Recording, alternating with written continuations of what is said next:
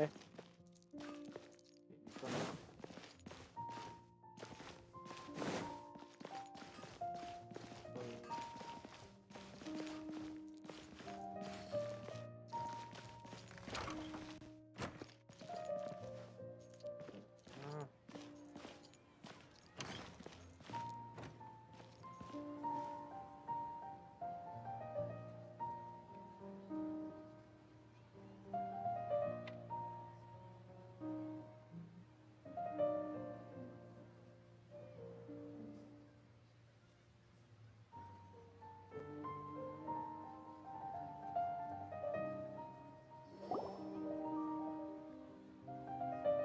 There she is!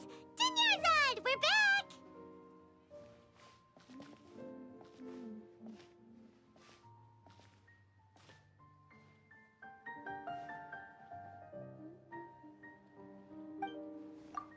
Just as promised, Traveler and Paimon.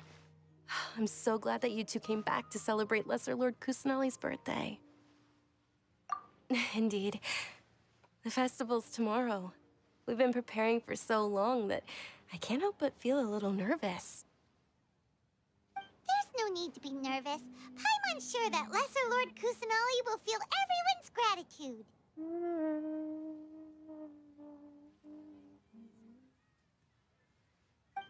Thanks, Paimon.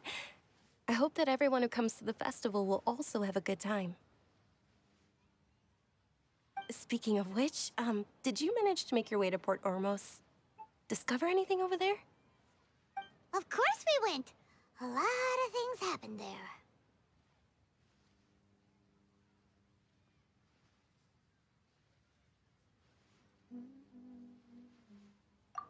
I see.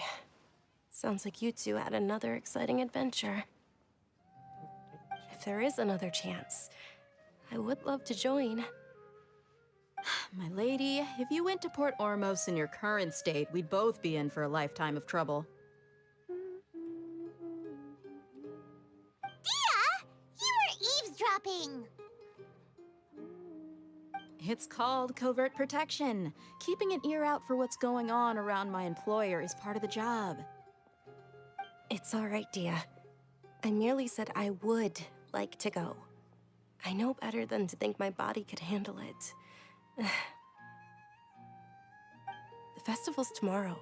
I've been doing nothing but causing trouble for you.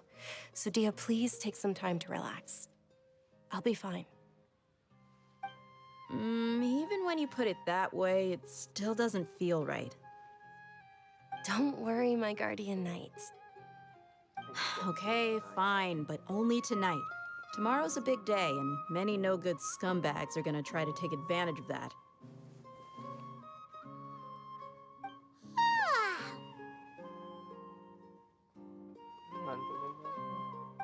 Oh, you two must be exhausted from your long journey back to the city.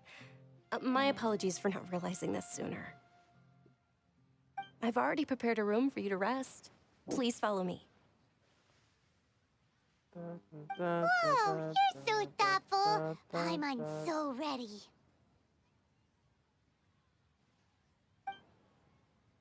Welcome.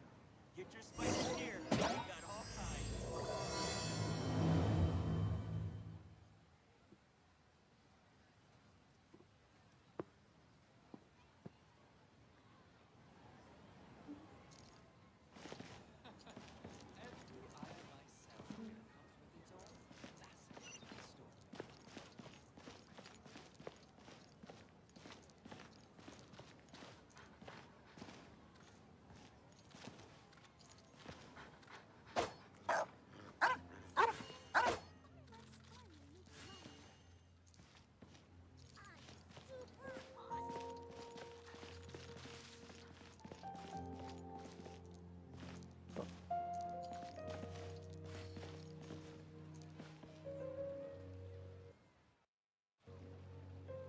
The hell? I'm really looking forward to the new play.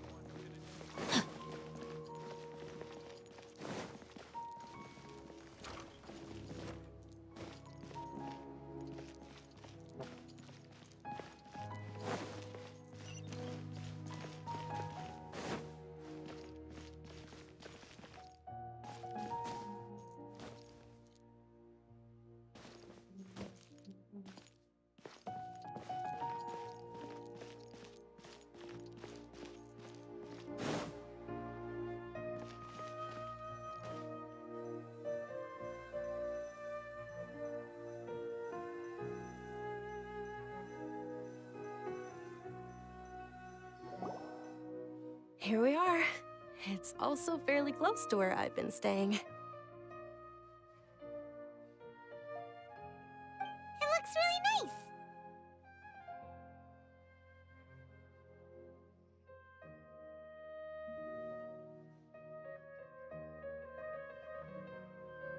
nice. Not at all. Just tell me more about your adventures when you next get the chance. That's Paimon's specialty. Paimon can tell you stories next time. Oh, if you don't mind, how about we all walk around together tomorrow? All of my friends will be working the festival, and Dia is still insisting on her covert protection. Yeah. It'll be pretty hard to relax and enjoy the festival if Dia's constantly hovering over you, right? Then let's meet at the nearby bazaar first thing tomorrow morning. Have a great night. Have a great night. It's a deal. Good night, Dunyarzad. I may be too excited to fall asleep tonight. See you tomorrow. Paimon's starting to really look forward to the Sub-Zero festival too. Will there be lots of yummy food? Yeah. Oh, no. Thinking about food is just gonna keep Paimon up all night. The earlier we sleep, the better. Let's go inside,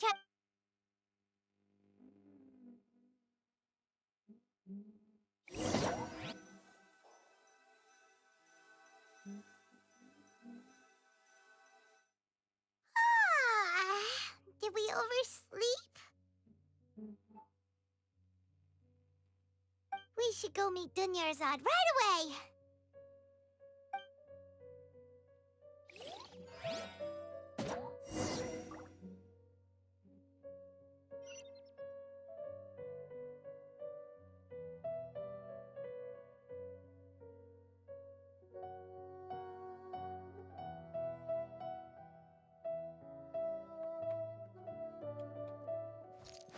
Eh?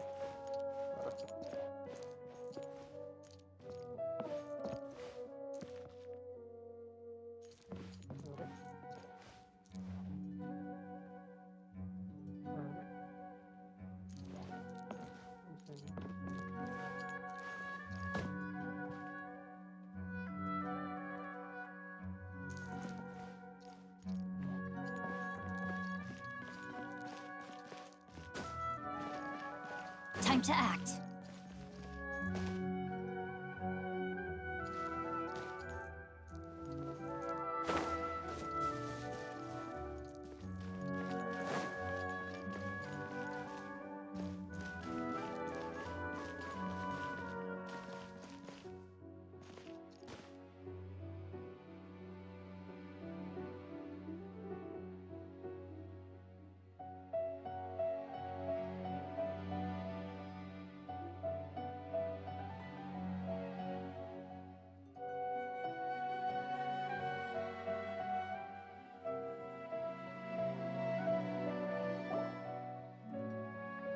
Traveler, Paimon, I've been waiting for you two.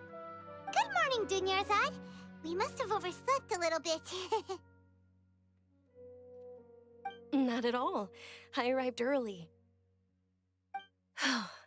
Today is finally here. I must cherish every moment as if it were gold. You've worked so hard for this day. You gotta enjoy it to the fullest. You know it. It's just that, as expected. Well, shall we? Let's start with the stalls over there.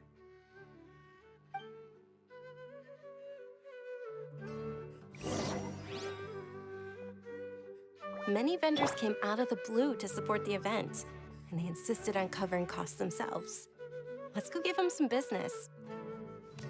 They paid for everything out of pocket? Oh, sounds like they're not in this just for the Mora. They all said that contributing to a lively festival atmosphere is more important than money. Especially since we don't often get to celebrate Lesser Lord Kusanali's birthday. Ooh, they're selling food over that way. Let's go take a look.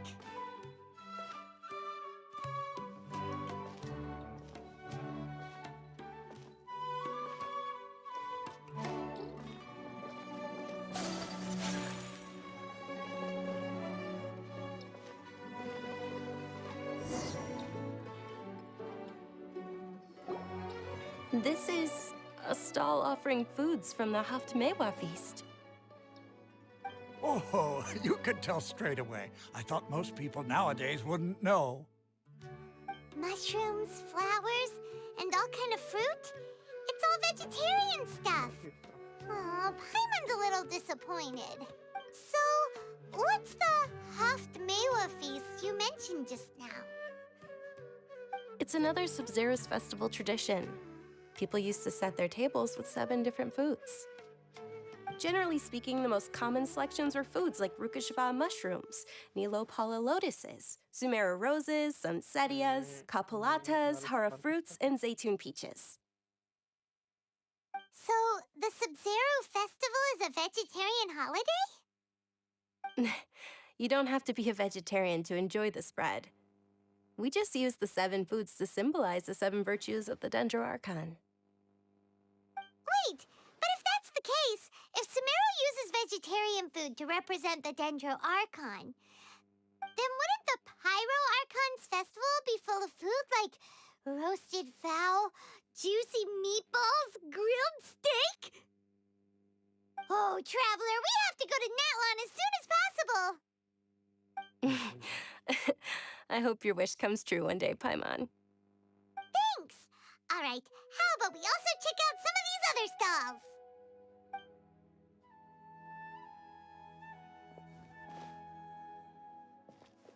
Dear customers, would you like to try your hand at alchemical divination? What's alchemical divination? Those two things sound like they'd be fun to try together.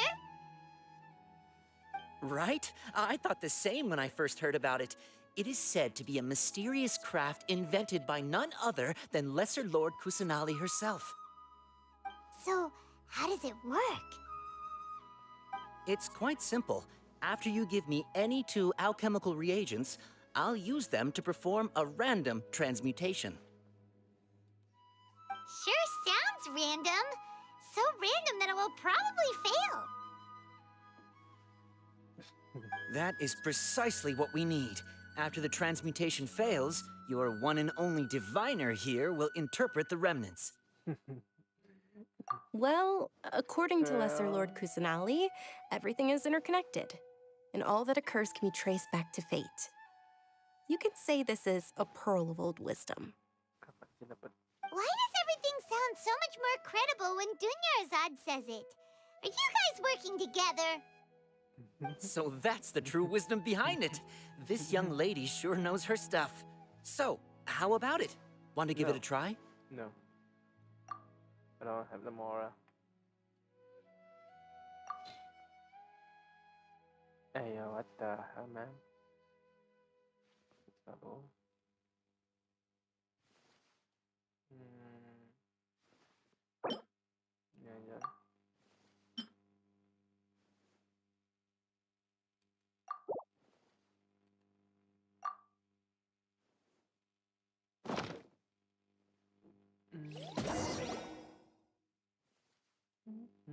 Okay, one moment. Blueberry. It's the moon. What's that story? Paimon wants to take a look too. Is it? It looks more like a pie that Paimon bit into. Hmm. Go check. Generally speaking, the moon signifies... It means... Wait a moment. Is he really looking it up in a book?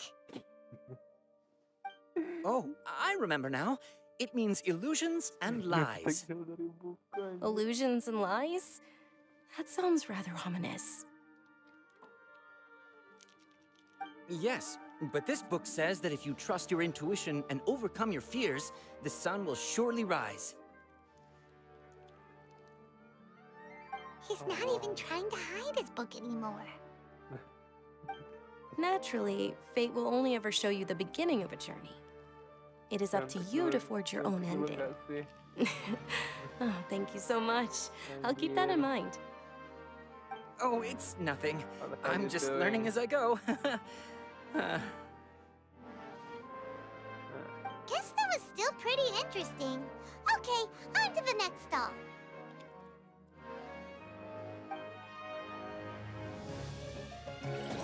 They say the Sub-Zerus festival was very lively a long, long time ago. Large flower carriages used to parade through the city. As they headed towards Port Ormos, people would throw flowers, candy, and liquor all along the way. Dunyarzad's eyes are sparkling right now. I wish I could have seen that spectacle. But if you ask me, I'm sure Nilou's dance of Sub-Zerus would be just as impressive.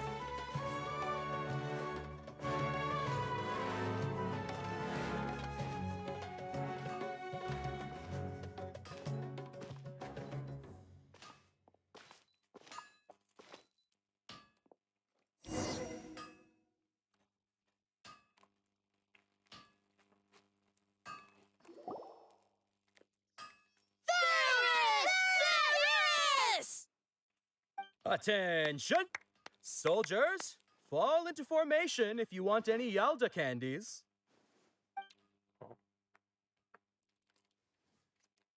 It's a weird guy with a weird hat. Kebanyakan akhir mintanya. Hey, it's Dunyarzad! Wow. Miss Dunyarzad, the children love you even more than the Yalda candies. In the few short days it took to prepare for the Sub-Zerus festival, the children have all grown very fond of you. The hallowed Night of Flowers. It's an honor that you know my name. Attention! In the name of Ferris, the Knight of Flowers, I commend you on your contributions to the glorious Sub-Zerus festival. All right, little soldiers, take your Yalda candies and don't forget your loyalty to Lesser Lord Kusanali. Dismissed! Yes, Knight Ferris! Just what is going on here? Me too. I don't know Ferris, what the Night of Flowers, is another Sub-Zerus doing festival here. icon, and one immensely popular with children. In the past, the actor portraying Ferris would also sit on a flower carriage. It's all thanks to Miss Dunyarzad's sponsorship that the children can make such wonderful memories today. As are we to you, Vihar. Oh, not at all. Oh, speaking of tradition, do you want some Yalda candies? They're a festival staple, and I happen to have some boxes readied here. Take a look and pick whichever one you want. Whichever one. Don't these boxes all look the same? That is the fun part. Each box contains a random flavor. It's up to the luck of the draw. Flavors include lavender melon, hara fruit, sunsetia. Ooh, those all sound pretty good. And there's also lizard tail and oni kabuto. Huh? What's up with those two flavors? Oni Kabuto is a little spicier than Lizard Tail. Dunyarzad, you tried them before? Traveler, help Paimon pick one. Paimon wants the Sunsetia flavor. It's all right. Paimon believes in you. I also believe in your intuition. Great. These boxes of candy are numbered 1 to 5 from left to right. Which one do you want? Chụp chụp chụp tengah. Hah?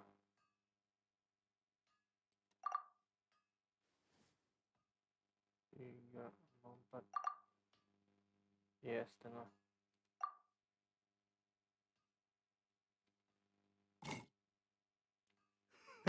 Excellent work. That is indeed Sunsetia. Yeah, isn't it? Paimon bet you survived so many epic battles because you had incredible luck, and Paimon was right. Oh. Attention! Here's your Sunsetia flavored candy. Thanks a lot, Knight of Candies. It's Night of Flowers, not Night of Candies.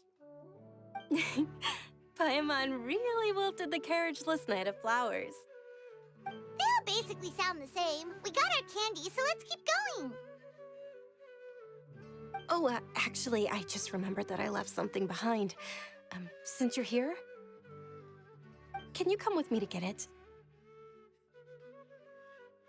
Dunyarzad, you probably forgot because you're so excited about the Sub-Zero's festival. How embarrassing. Embarrassing.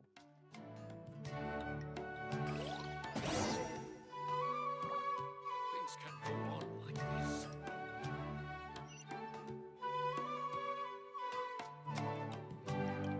Oh.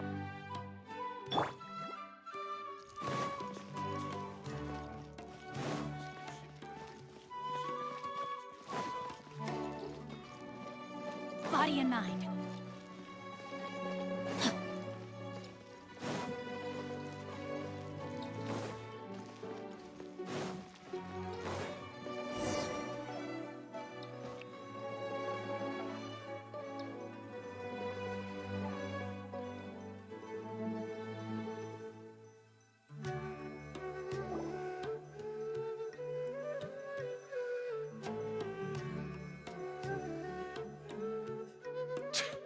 We're too late. Who knew the little lady was such an early riser? I know, right? Hey, wait a minute. Boss, isn't that her? Oh, that most certainly is. We're in luck. She's walking right into our clutches.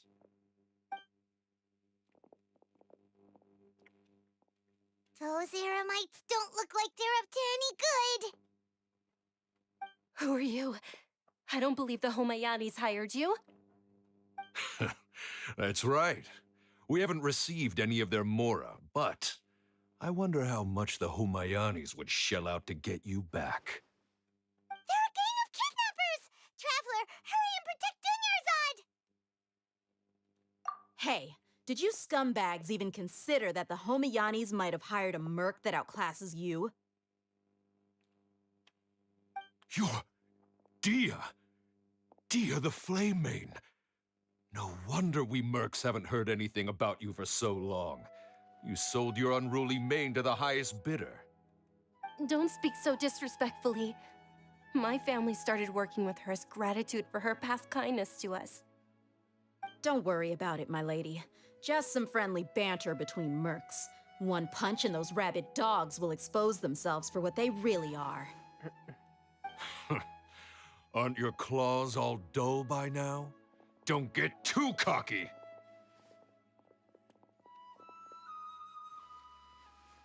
Wow. Traveler, take Miss Dunyarzad to a safe location.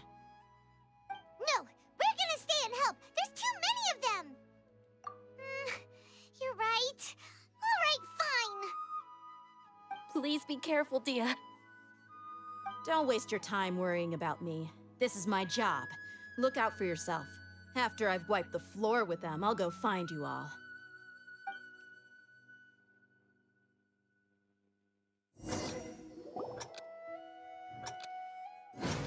Huh? Body and mind.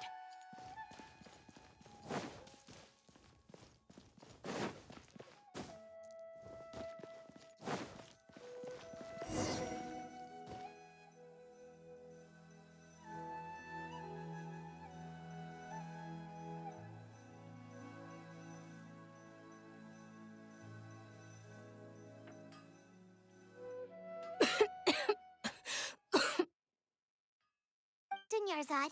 Are you okay? You look a little pale. Are you in shock? I'm fine. My body always reacts like this whenever I exert myself too much. You sure you're okay? I'll be fine after some rest. I'm more worried about Dia. After all, none of this would have happened if I hadn't insisted on coming out today.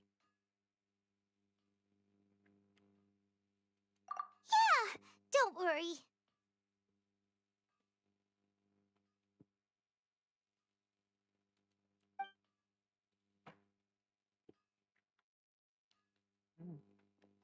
My lady, traveler, found ya. Dia! You took care of them so fast! Any more of them? Or rather, did anyone follow you? Dia, your arm! Oh, this? I'm fine. It's just a scratch. Normally, they wouldn't have been able to land a hit on me at all, but I'm still getting used to this new greatsword. Please, let me take a closer look. Come on, it's nothing. Us mercs aren't as fragile as you think. Hold on, you said something about a new greatsword. What happened to the one you were using before? About that. Well, I sold it, because I was low on Mora. Stuff like this happens every now and then. It can't be. The anonymous donation that was used for the venue's final round of preparations?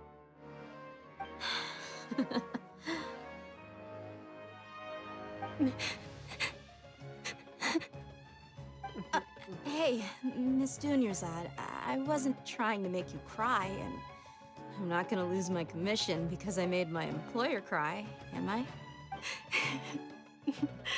Okay, making your employer cry won't affect your commission, but selling her weapon without permission and getting hurt? I'll have to reevaluate your performance. You're so unreasonable, my lady.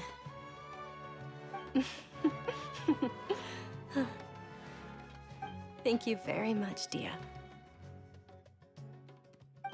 Don't be like that.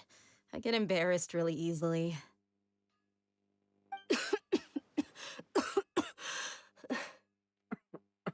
Are you feeling unwell again, Dunyarzad? My lady, your condition. Traveler, can you take her somewhere to rest? I'll look around the area to make sure we're safe from an ambush. Truly, I'm sorry for the trouble, everyone.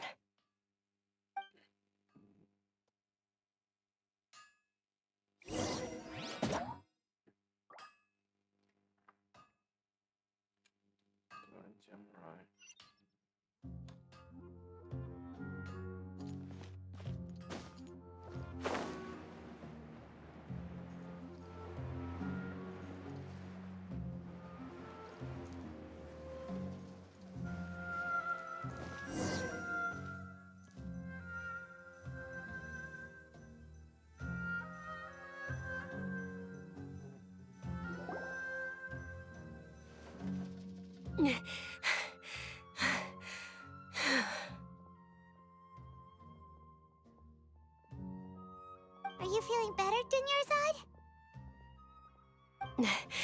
Yes, much better.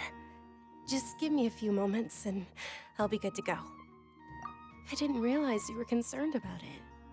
I guess I shouldn't continue to keep it a secret. I was actually born with Elazar. It's terminal now. Can't believe it's Elazar! Oh, you've already heard of Elazar. In that case, you probably know about its severity. Sumeru's current medical advancements still haven't been able to find a cure. The disease's progression can only be delayed through environmental therapy. Dunyarzad. There's no need to be sad. I've always lived with Elazar and I came to terms with it a long time ago. Compared to the simple fact that I'm afflicted with this, its effects on my life have been much more painful. I know that my family loves me dearly. They've done all they can to provide the best environment for me so that I can live for that much longer. However, I know I will one day succumb to this. Did you know? Before I ran away from home this time, the world outside of my home didn't even know that I existed. Since I was a child, all I could do was sit on my bed and stare at everything outside of my window. I'm sure my family's worried and disappointed in me for running away, but I just didn't want to have any regrets. I wanted to meet other people. To me, there's nothing more beautiful than being able to meet and speak with others. Not to mention the incredible time spent preparing for the festival, the joy on everyone's faces here, and all the support I've received from friends like Dia. This way, when my final day does arrive, it will be less sorrowful. So do I. At the very least, many people will remember that I once existed in this world, right? Yes.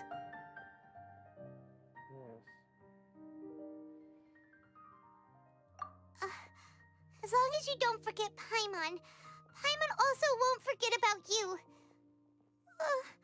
No, even if you forget Paimon, Paimon will still remember you. Thank you two so much. I apologize for the depressing conversation. This is out of character for me. To be honest, Lesser Lord Kusanali gave me the courage to do all of this. If it weren't for her encouragement, I wouldn't have taken that first step. Thanks. There will always be frustrations in life, but I know that the point of living is not to leave behind any regrets. Oh, right. Isn't it almost time? Yeah. Huh? Almost time for what? Isn't the Dance of Sub-Zeros about to begin?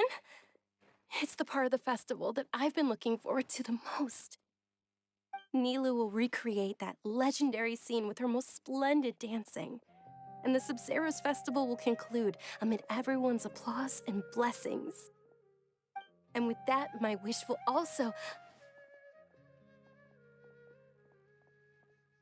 Then what are we waiting for? Let's go to the stage! Yeah, we should still make it in time.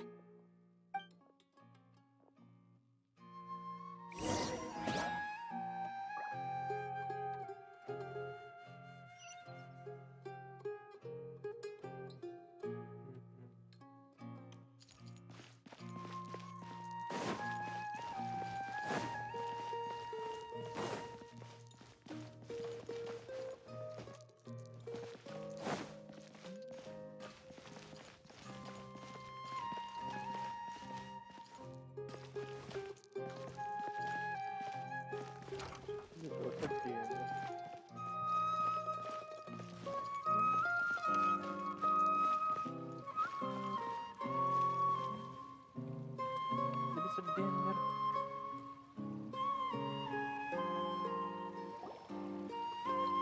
Were you not aware that the law prohibits this type of performance from taking place without prior permission?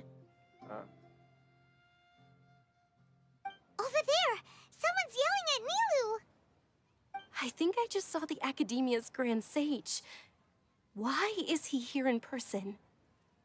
But the Dance of Sub-Zeros is one of the key parts of the Sub-Zeros festival. If we can't perform it... The Sub-Zeros Festival.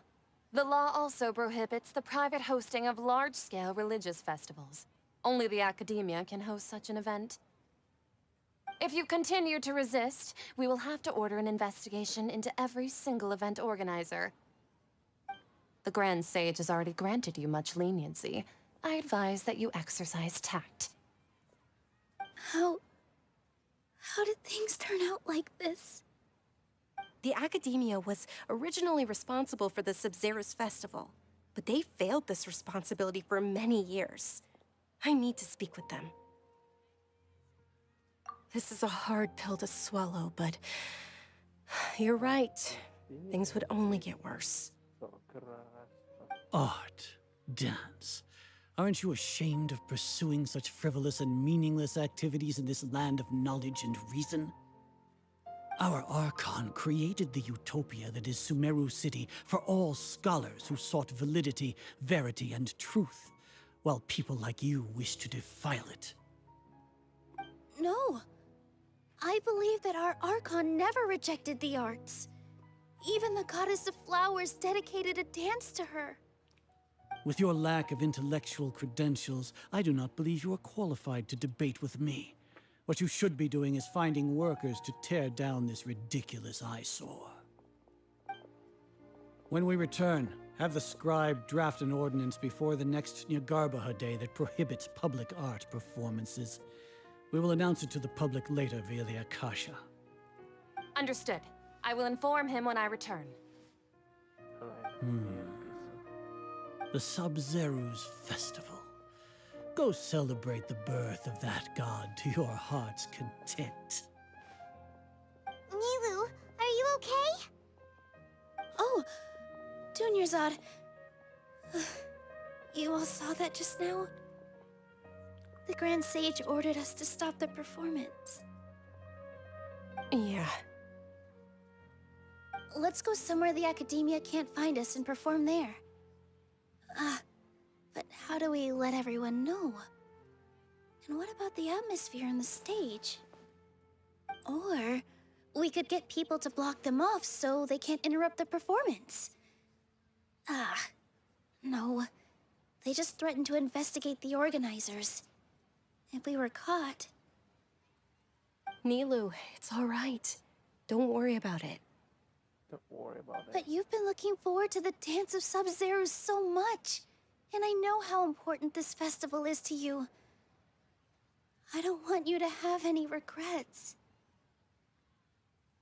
It's okay. Seeing you care this much about my feelings is more than enough. It's more than enough. It would be too risky to continue the Sub-Zero's festival at this point. I don't want to get everyone in trouble. If you say so. But you can sneak out for the next Sub-Zero's festival, right? We'll make sure the next one is a smashing success. The next one. Yes. Okay. It's a promise. It will be a smashing success. I can't believe this is how things turned out. Those heartless geezers.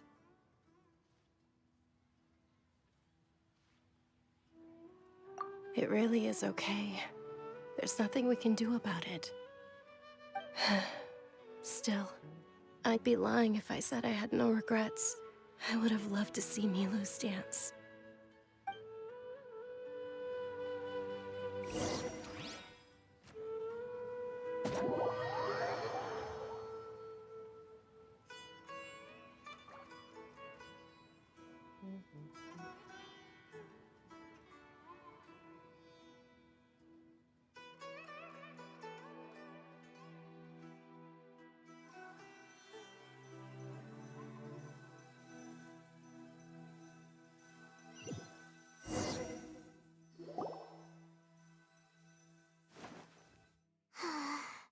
A lot happened today. It's a shame the festival ended the way it did. Nilou and Dunyarzad promised to make the next Sub-Zero's festival a success, but Dunyarzad is running out of time. Yeah.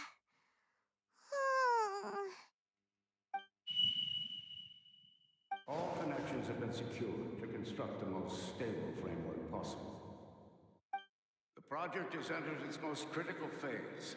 Power has begun to flow from...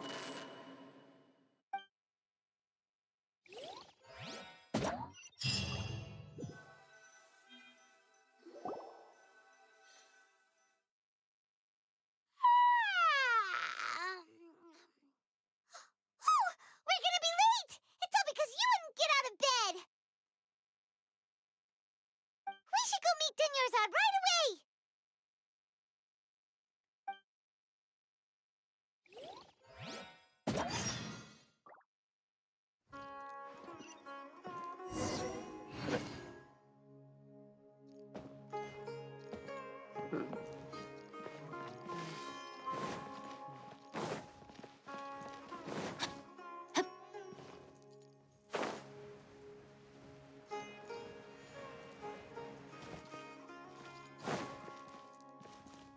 Body and mind.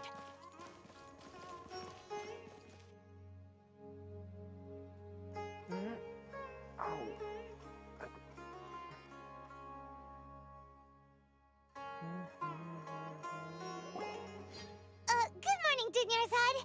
Sorry we're late. Not at all. I arrived early. You seem kinda tired. Did you not get enough sleep? I'm doing well. There's no need to worry. Shall we go? Let's start with the stalls over there. Sure! Traveler? Why are you just standing there? Let's get going!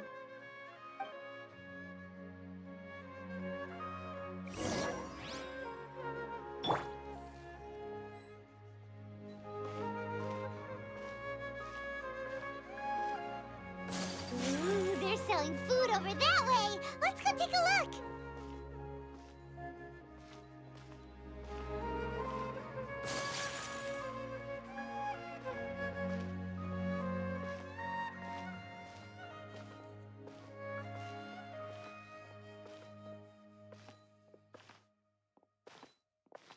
Yes, again. This is a stall offering foods from the Haftmewa feast. You are quite well informed, miss. I thought most people nowadays wouldn't. They're all plants! Actually, what is the Haftmewa feast you mentioned just now?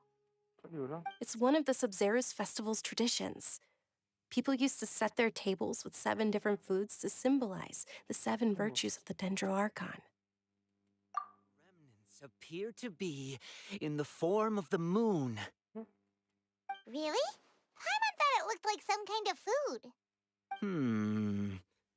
The moon signifies... It's escaping me for now. Wait a moment. Is he really looking it up in a book? Oh, right. It means illusions and lies. But if you trust your intuition and overcome your fears, the sun will surely rise. Understood. I'll keep that in mind. Oh, it's nothing. I'm just learning as I go. Guess that was still pretty interesting. Okay, on to the next stall.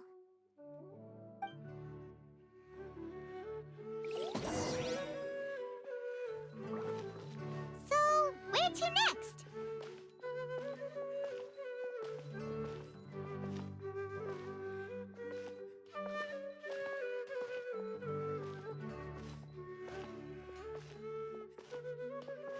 Oh, memang ke sana kali.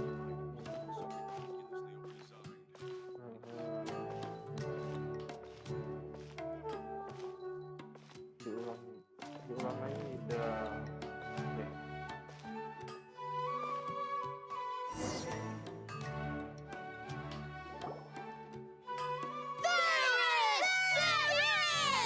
All right, soldiers. Now that you have your Yalda candies, don't forget your loyalty to Lesser Lord Kusanali. Dismissed. Yes, Knight Varus! What's going on? Is this a play? Ferris, the Knight of Flowers, is another Sabzerus festival icon and one immensely... It's all thanks to Miss Dunyarzad's sponsorship that the children can meet the Knight of Flowers. Oh, do you want some Yalda candies? I happen to have some boxes ready here. Take a look and pick whichever one you want. What's to pick? Don't these boxes all look the same? It's not that simple. Each box contains a random flavor. It's up to the luck of the draw.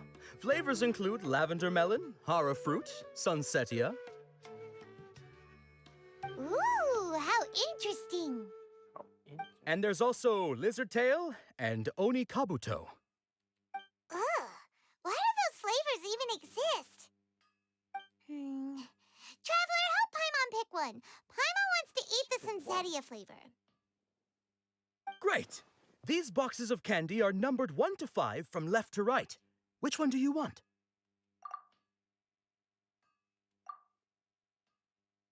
Yes. Ah, excellently chosen. Number 4 is indeed Sunsetia. Ah, lupa. Coba ulang lagi.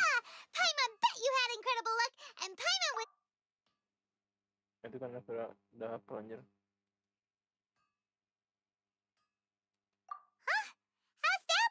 festival. It's obviously random. Maybe we didn't sleep very well last night. Or maybe we slept too much.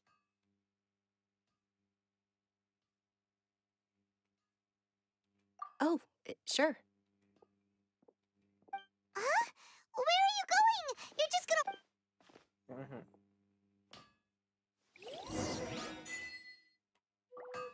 Ini masih seru jelas.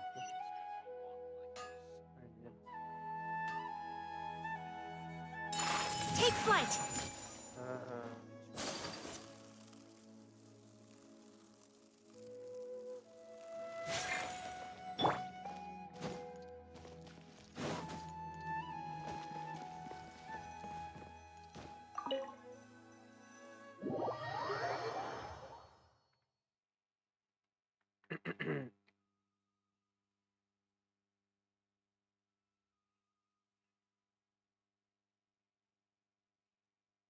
Yes, it's much too long.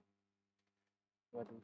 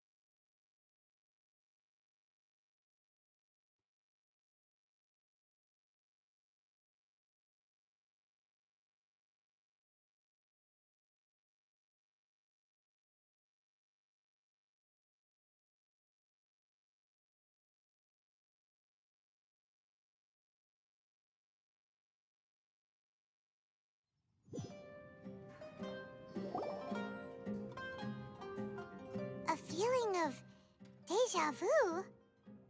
Oh, Paimon knows what that is. It's when you feel like you've already experienced whatever is going on. In that case, Paimon also felt something like that today. But that's just our brains playing tricks on us, isn't it? So why'd you run here in such a hurry?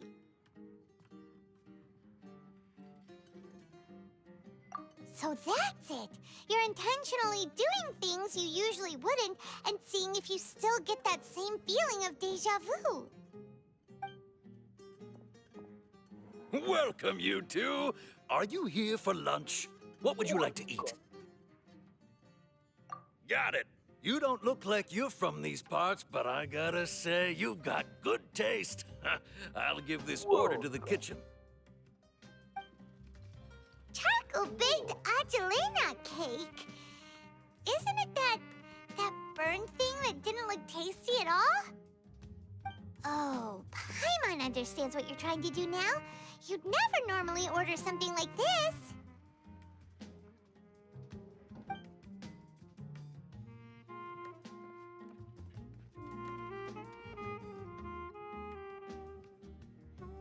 That thing? Are you really gonna eat it? Isn't this going a bit too far?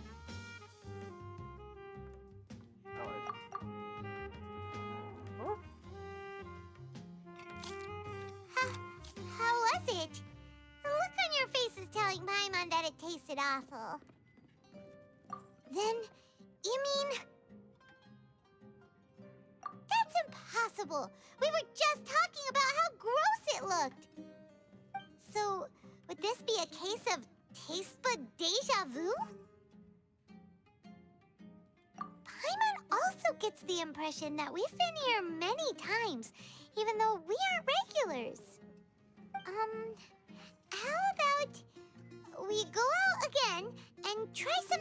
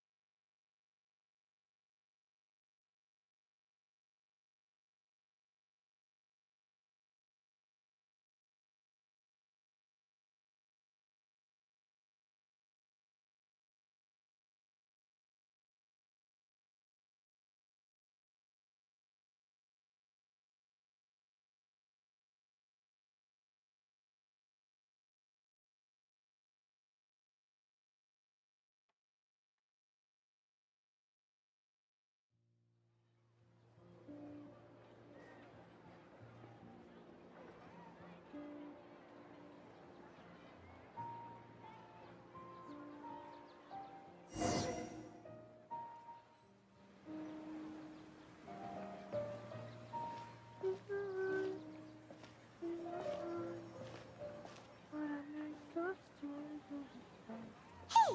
Dinyarzad is sitting by herself on that bench over there.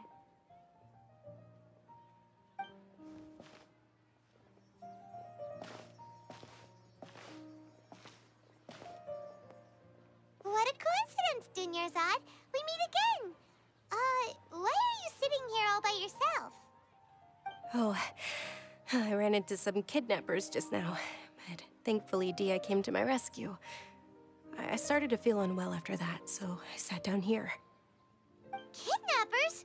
Oh my goodness, are you hurt? I'm okay. Dia's arm got scratched, but it isn't serious.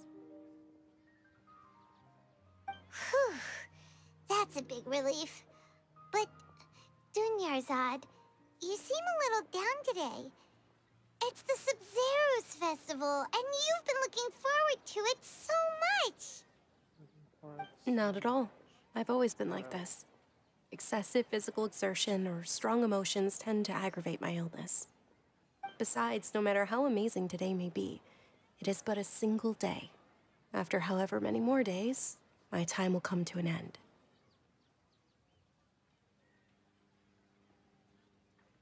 Paimon doesn't quite follow you, and Paimon feels like something's really got you down right now.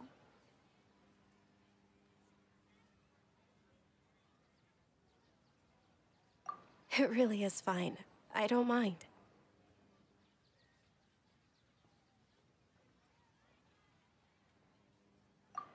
Huh? Did something happen? Dunyarzad, have you ever felt deja vu? You know, like when you've already experienced something that's... Deja vu? No. But my days have been the same for years now. Even if I were feeling deja vu, I suppose I would already be used to it. Oh, Paimon sees. Then, is it only the two of us? No. It's almost time. Huh? Time for what? Nilou's Dance of Sub-Zerus is about to begin. Let's go.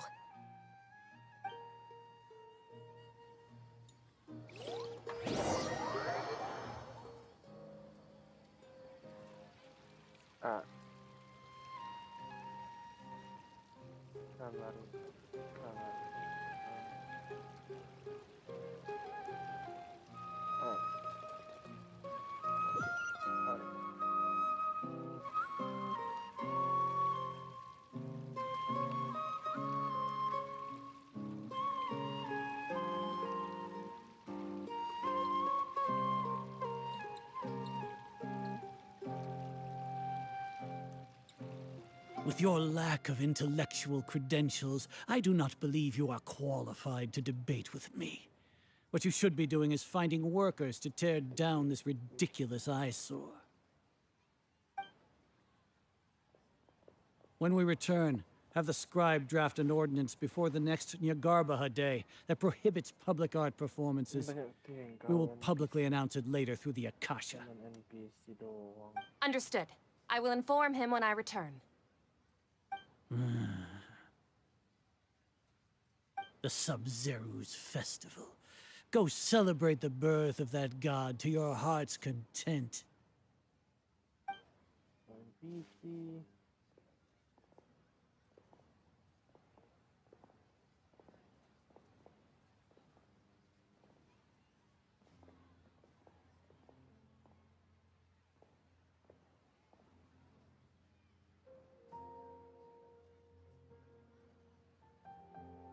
Nilou, are you okay?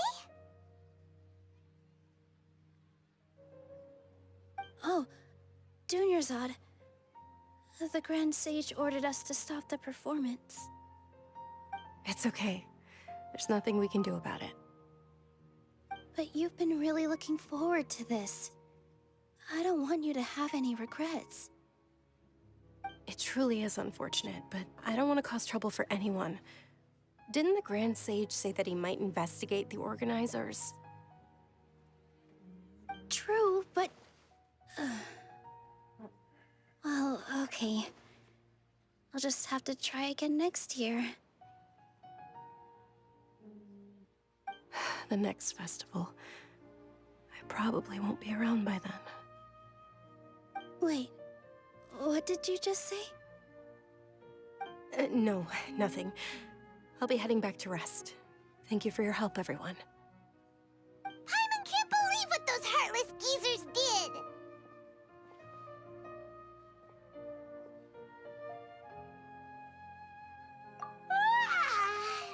Did Dunyarzad already...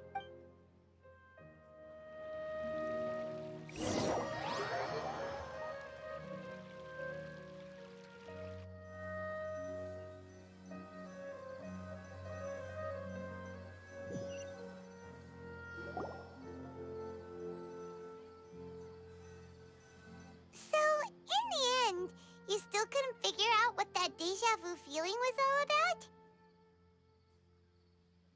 Maybe it really was because of exhaustion.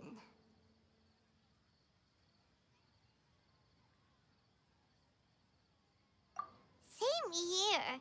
That's why Paimon stopped thinking about it halfway through the day. Then, how about we settle in and get a good night's sleep? For now, we can chalk things up to exhaustion. We can do more thinking tomorrow.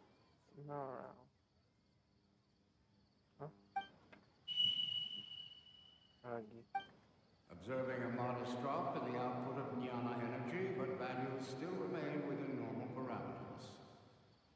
Continue to monitor for variances in the data and find the cause as soon as possible.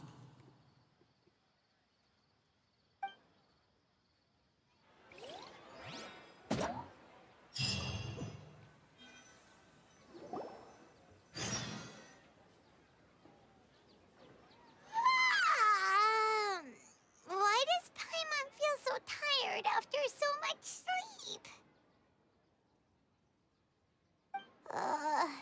Anyway, we should go meet Dunyarzad right away.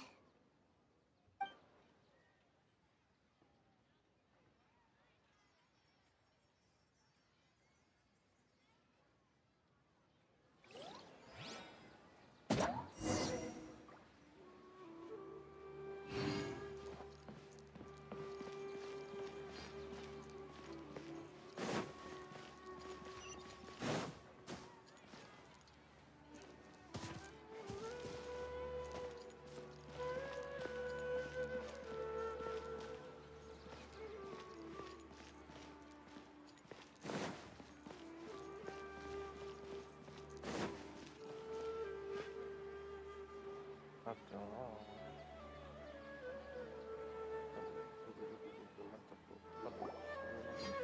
Good morning, Dunyarzad. Sorry to keep you waiting. Not at all. I arrived early.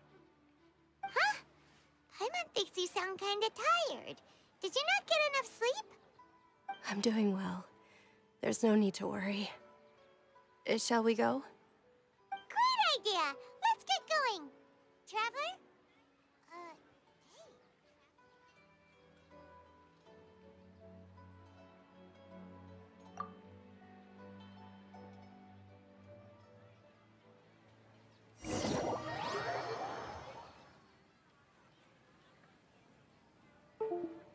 Hey.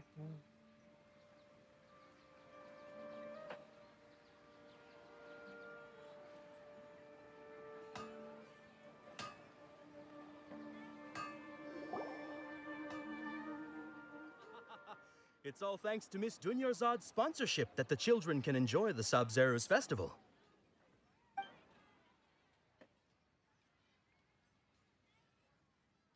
Oh, are you interested in Yalda candies? I have some boxes of candy here. Pick whichever one you want. Not much of a choice. All these boxes look the same. It's not that simple. Each box contains a random flavor. It's up to the luck of the draw. Flavors include lavender melon, hara fruit, suns. They all sound pretty tasty. And there's also lizard tail and oni kabuto. Oni kabuto. Huh? What were those last two? She'll help me choose. Paimon wants to eat the Sunsettia flavor. No problem. These boxes of candy are numbered 1 to 5 from left to right. Which one do you want?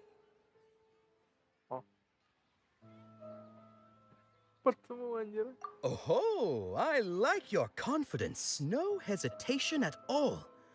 Oh, congratulations! Number 4 is indeed Sunsettia.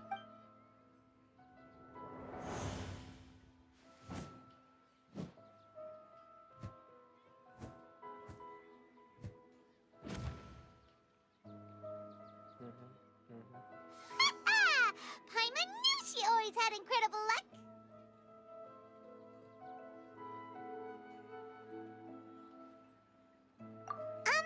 Paimon's not really interested in the other flavors.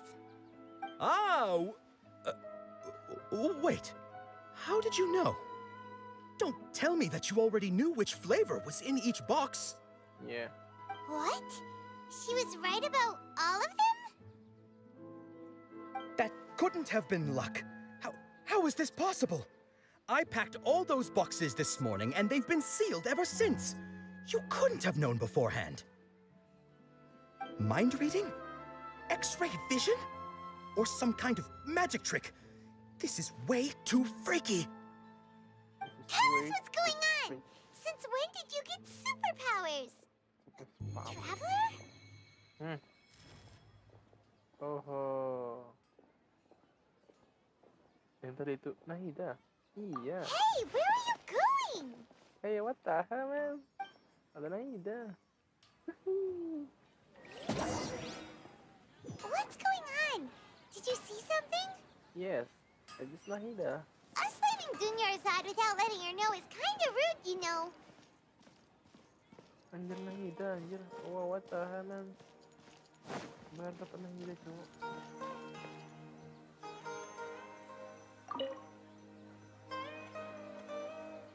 Oke, kita bisa melihat Nahida. Cara larinya anjir. Cara. Anjir.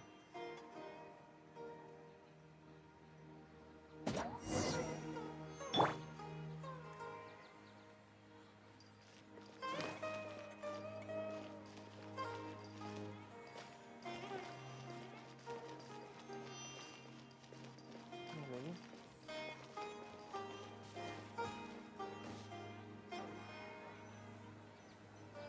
Flavor. Dari hotel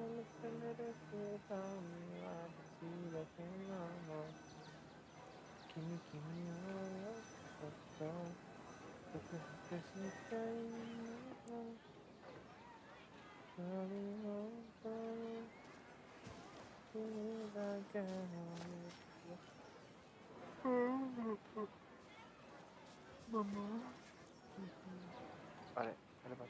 What are you looking for?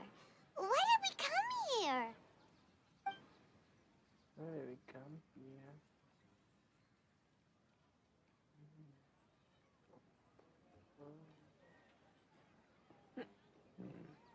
Traveler?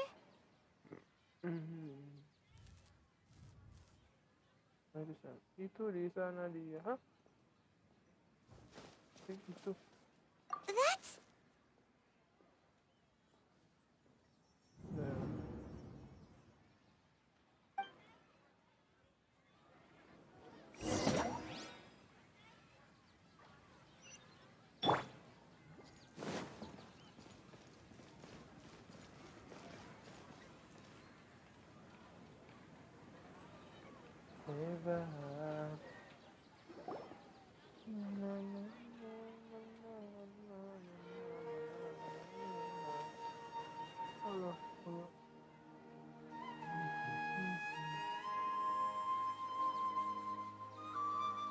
Anak hijau. Iya. Iya, anak hijau. Dedek.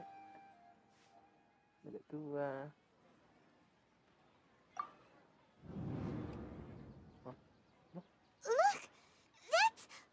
Isn't that Dunyarzad? Huh? What's happening here? Why are there two Dunyarzads? You already know that this isn't your first Sub-Zero's festival, don't you? I'm sure you already know how to use this. A knowledge capsule? Where did you get it? What's inside? You should use it too, Paimon. Huh?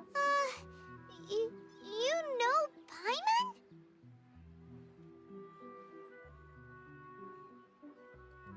Well, this seems kinda sketchy, but Paimon feels like this is what we should do.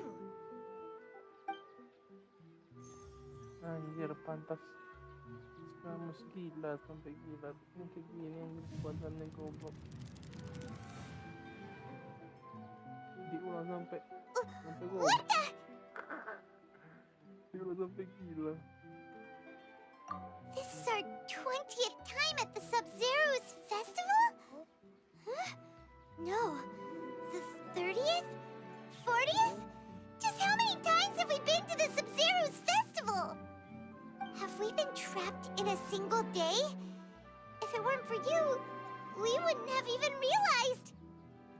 What the heck was inside that knowledge capsule? Your memories are still scrambled? Try your best to remember.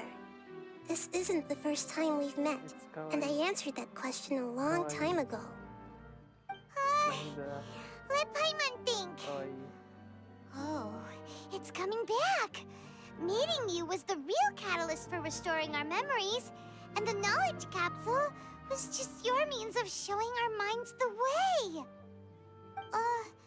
What about everyone else? Why are you only helping the two of us?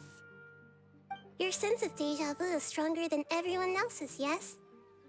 As for an explanation, you two received the blessing of Dendro. And you also have special, sensitive constitutions. It was as if a single sheet of paper was separating those memories from your consciousness. A familiar question. I think this is the 7th time you asked that. As you can see, she isn't doing well. You probably sensed it too. The Dunyarzad you were just with is different from the first Dunyarzad you met. That first Dunyarzad is in front of you right now, and she doesn't have a lot of time left.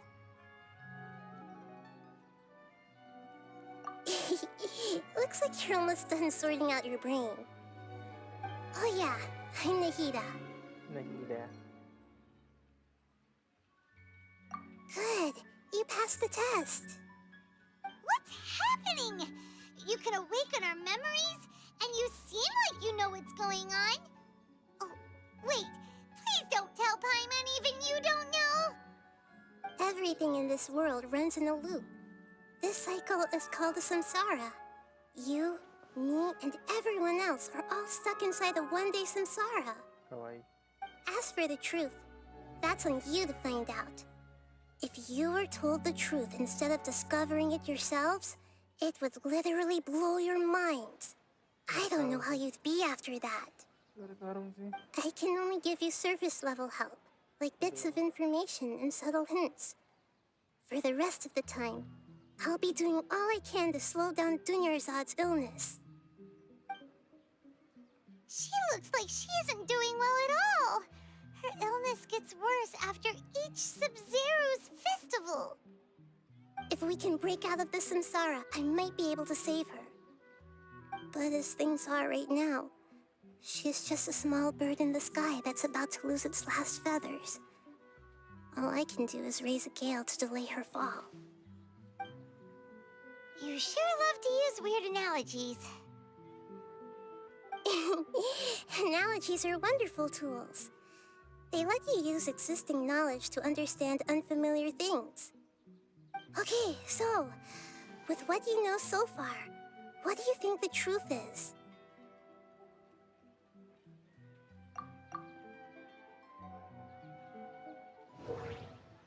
Level aja dulu namanya.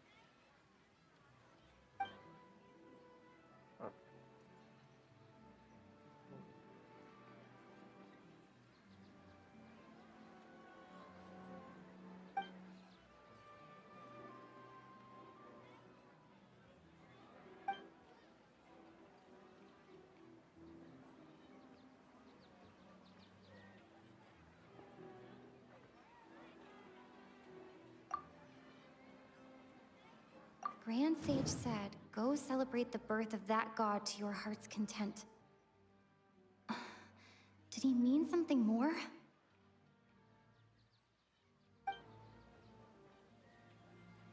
That doesn't sound right. I need to carefully think things through. Ini suara asli dari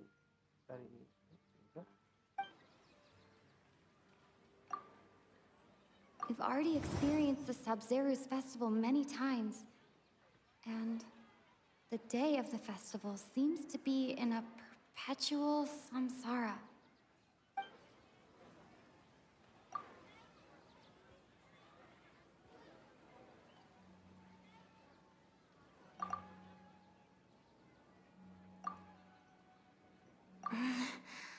I can't seem to cohesively piece everything together. Ini suaranya anjir rupanya. Oh. Tuh. I can't...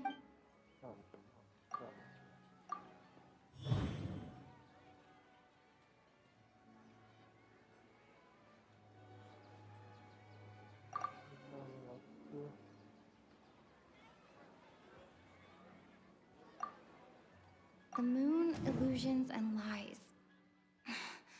What do they all mean?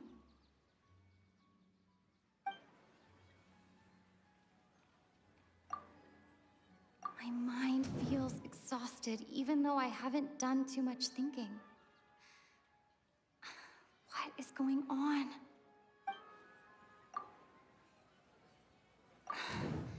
That should be it. The flow of time is endlessly cycling within one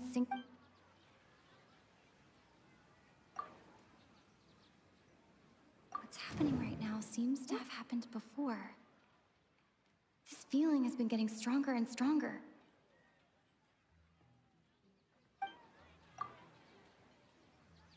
We've already experienced the Sub-Zeru's festival many times. And we've already experienced the Sub-Zeru's That doesn't sound right. I need to carefully think.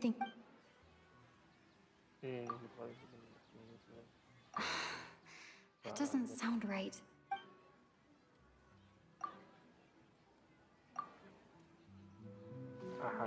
A time loop.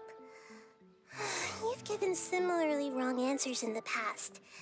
A pity. Still the wrong answer? Paimon thought that made a lot of sense. It feels like time's just repeating itself. A simple time loop can't explain some of the phenomena. You two are still missing a lot of information. Unfortunately, I can't give you any more hints.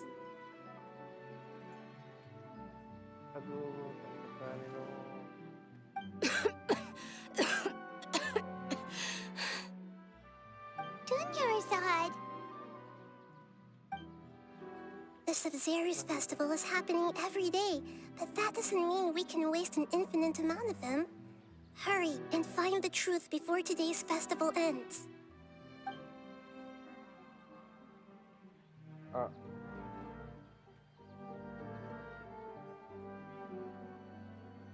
Let's think about our current situation.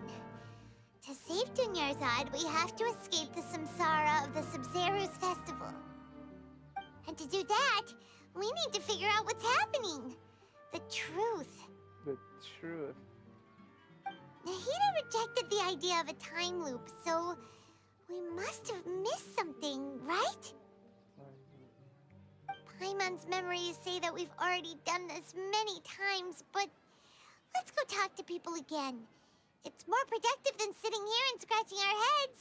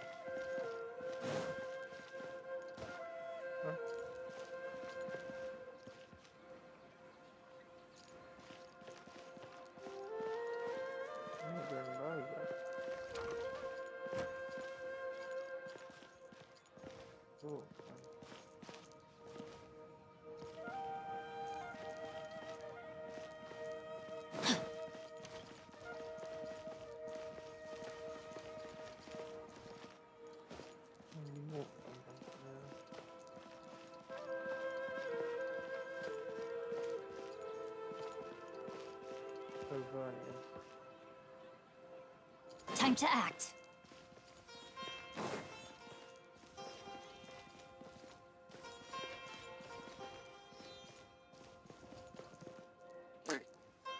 Begitu aja.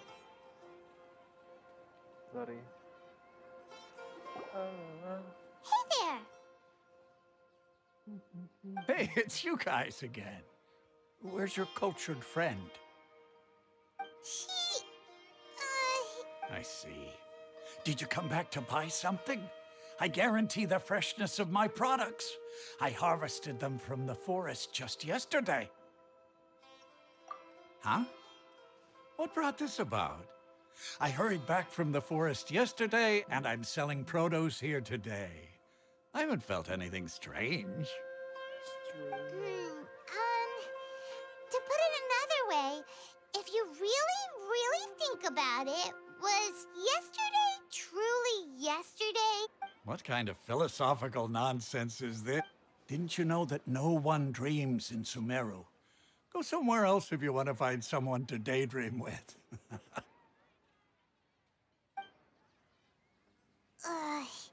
He actually has a point. Is this a dream? Is everyone dreaming? True. It's so weird that people here don't dream. Why is that? Anyway, if this all really were just a dream, we would have woken up a long time ago.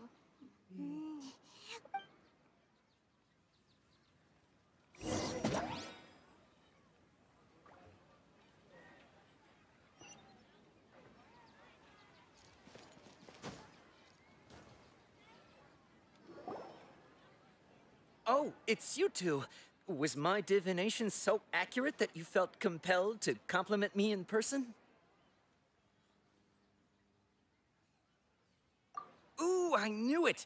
I told you, the god's divination is highly accurate. You just hadn't fully understood its significance yet. You're really excited about this, huh?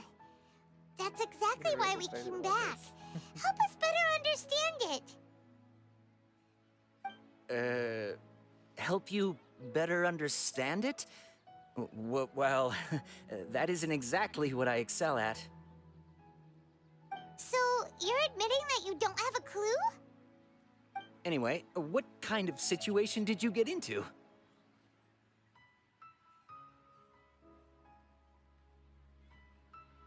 Huh? Hold on a second.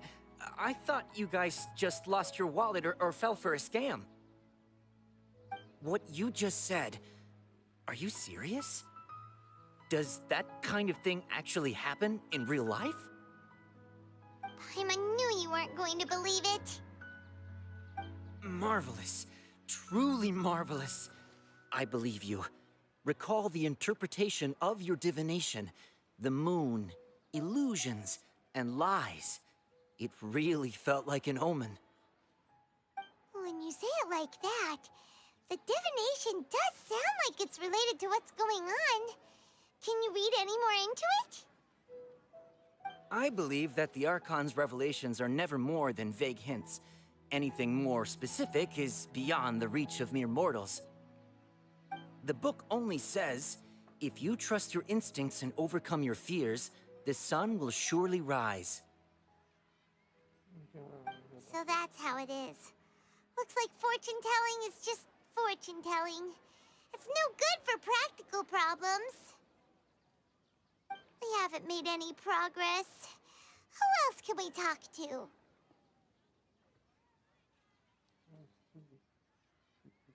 Paimon remembers that we tried talking to her a couple of times, but she always thinks we're playing pranks on her. You think she'll brush us off again?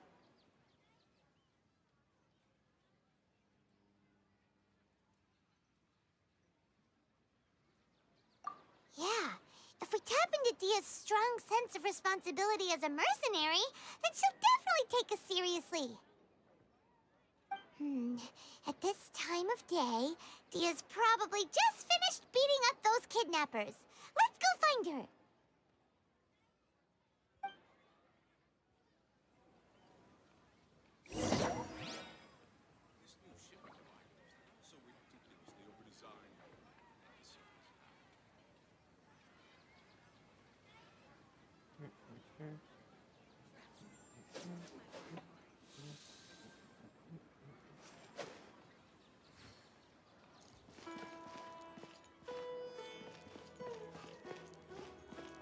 Rain outlines your fate.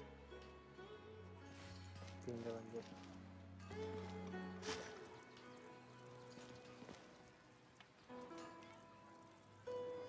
Lambat sampai tinggal lanjut. I'm fine, my lady. It's just a scratch. Perfect timing. Both of you are here.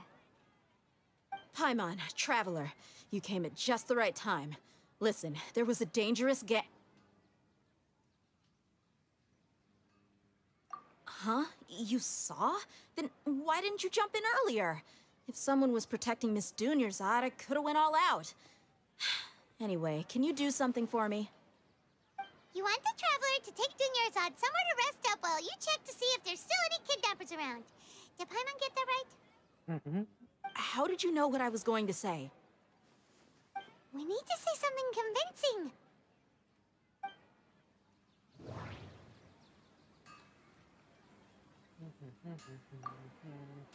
Dia sold her greatsword to raise additional funds. And then she was injured because she wasn't used to her new weapon.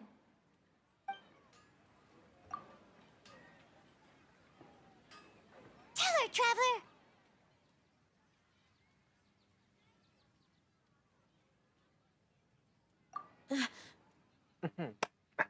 I didn't tell anyone about that, including Miss Dunyarzad. You couldn't have known. And just now, you literally took the words right out of my mouth. What's going on? It's cool.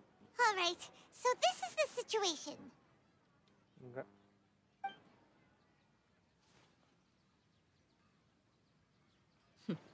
It's kind of hard to believe what you just told me. First, let me make something clear.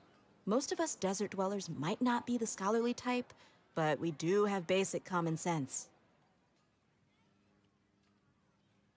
She's quieter than usual. Uninterested in anything and really gloomy. Yeah, she isn't the same as before, but her parents said that this is how she was like at first. Huh? At first? I don't quite understand what you're all talking about. I'll go rest on the bench over there.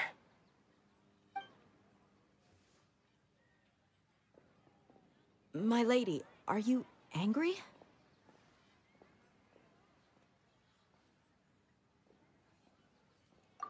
All right, I'll give you the benefit of the doubt since you knew about my greatsword.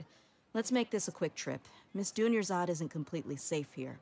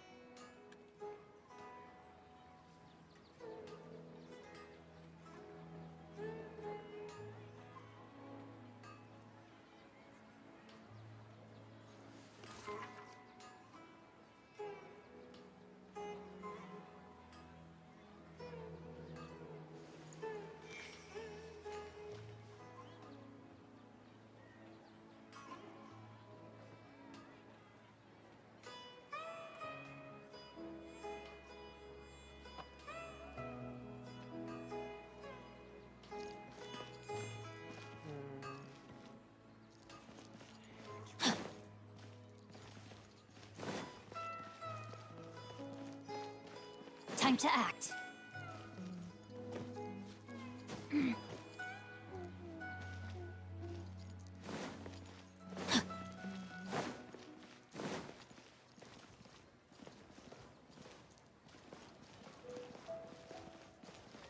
Ada pedesaan, anjir, baru tahu. Nggak detail.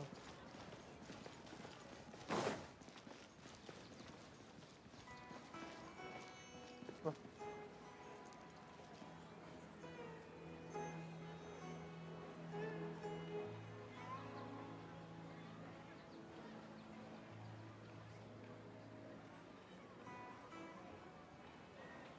Besar, anjir.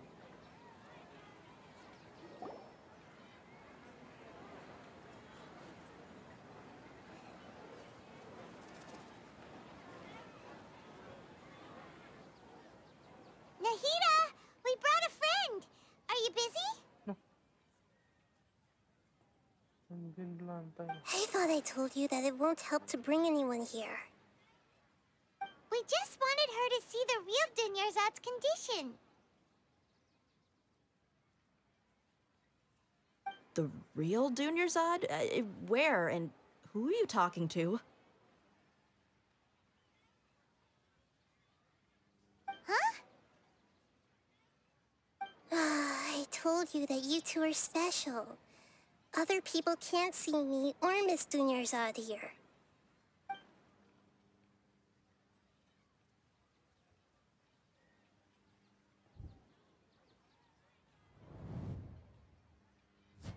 Kosong.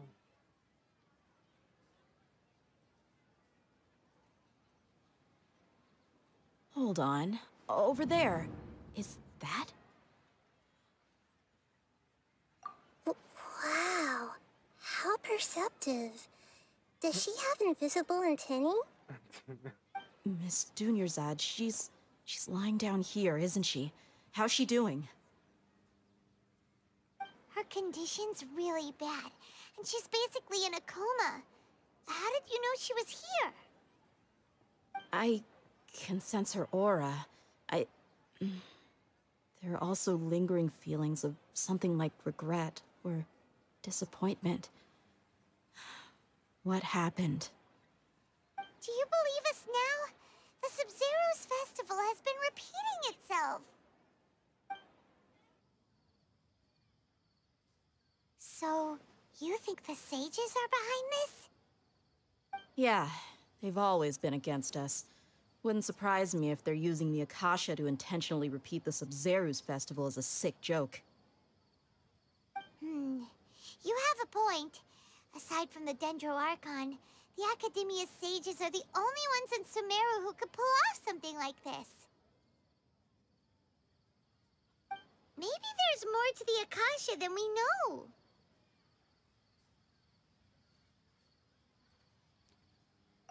Right! Didn't you awaken our memories using something that looked like a knowledge capsule? That means you must know something about the Akasha!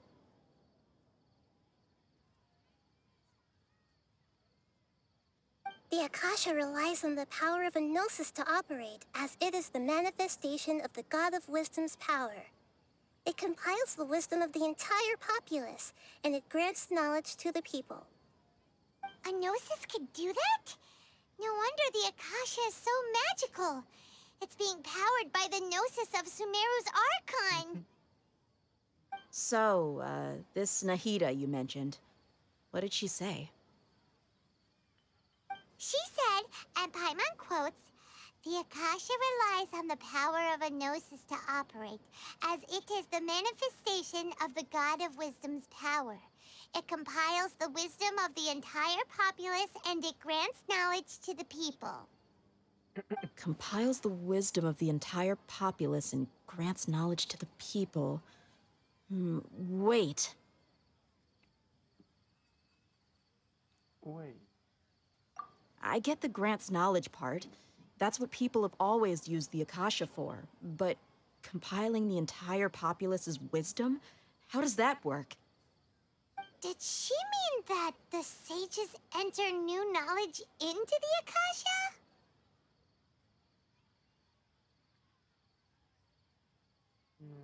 Oh, yeah. That sounds about right. What do you think? Lepaskan, Cok. Lepaskan.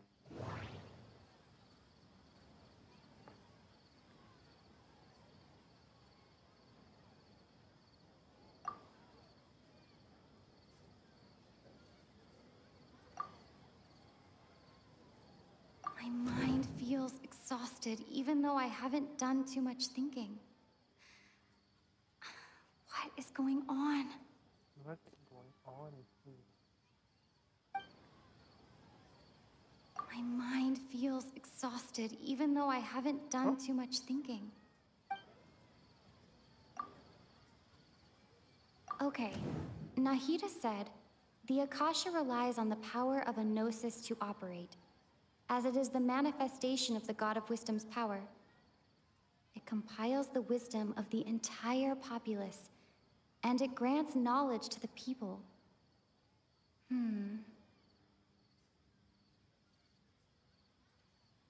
Lupa.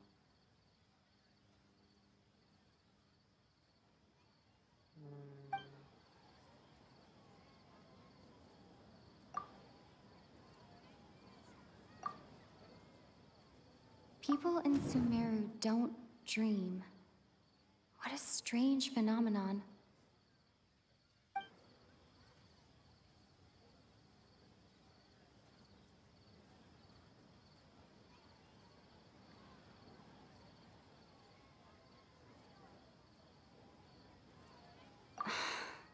That doesn't sound right.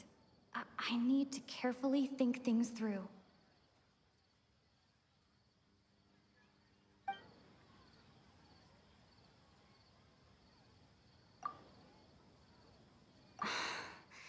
doesn't sound right.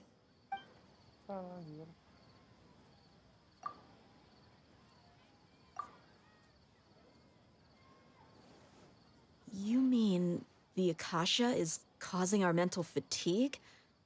Huh. Now that I think about it, my head's been feeling unusually heavy. When the desert dwellers set off on their quest for knowledge, a sage once said, knowledge always comes at a price. Compiling the entire country's knowledge. You think the Akasha pulled a 180 and is extracting information from us?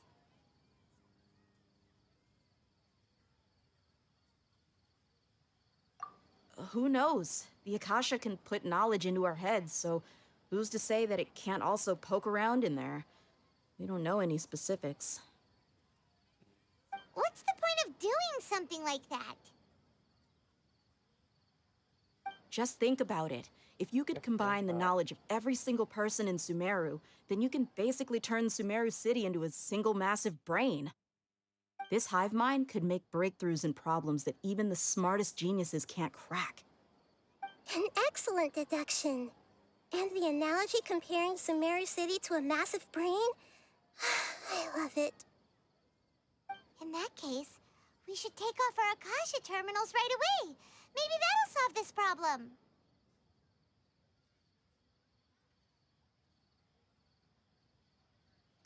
Yeah, I was only wearing this for show in the first place. Didn't expect the sages to cook up such a conspiracy. Mark my words, when this is over, I'm getting evidence and exposing this whole thing to the public.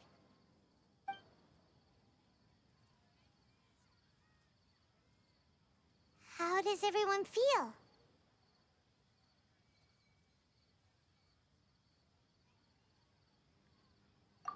Huh? What is it?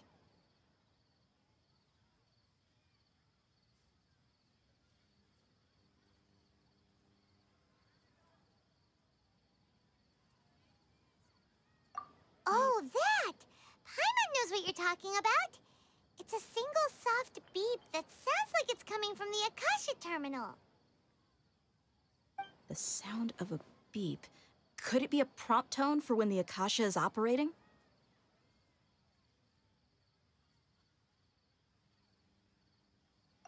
That's probably an important clue. We weren't using our terminals, but we heard a beep anyway.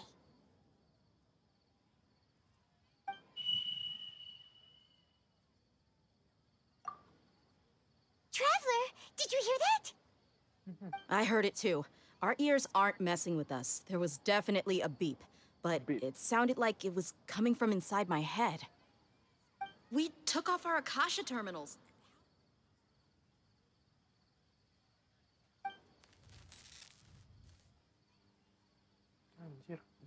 Phase runtime has exceeded its expected length. At this rate, there may be casualties. But we cannot lose all of our progress.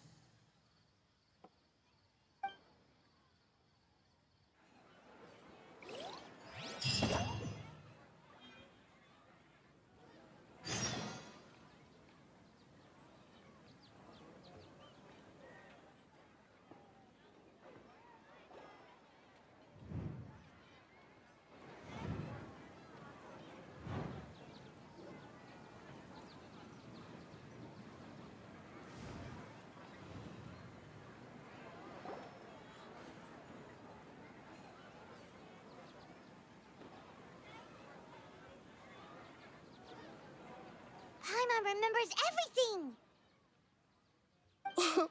Good. You adapted quickly this time. We definitely took off our Akasha terminals last night, but we still heard that beep. Why is that?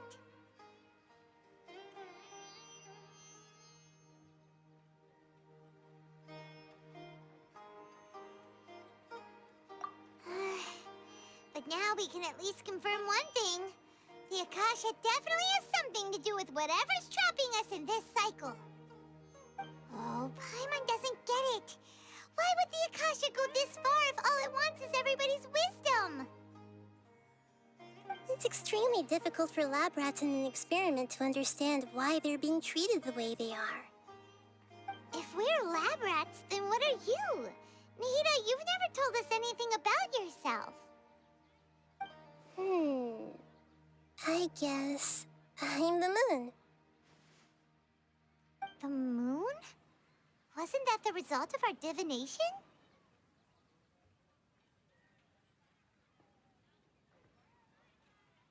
Anyway, knowing who I am won't help you get closer to the truth, so you should focus on other things. Don't get distracted and miss any clues. Okay then. Dia helped us a lot yesterday, so let's go find her. If Paimon's reading the time correctly, those kidnappers should be showing up soon.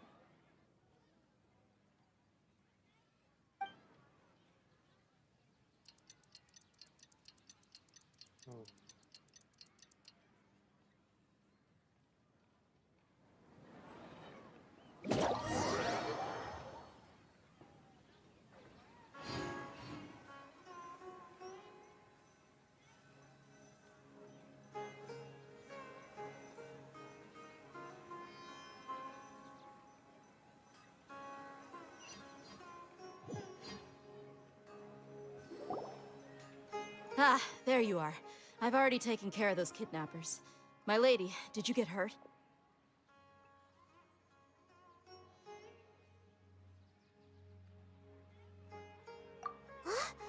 Dia? What's wrong? Why are you both gawking at me like that? You didn't get hurt this time. Huh? What do you mean this time? Why are you so surprised that I managed to get out unscathed? Those kids were amateurs.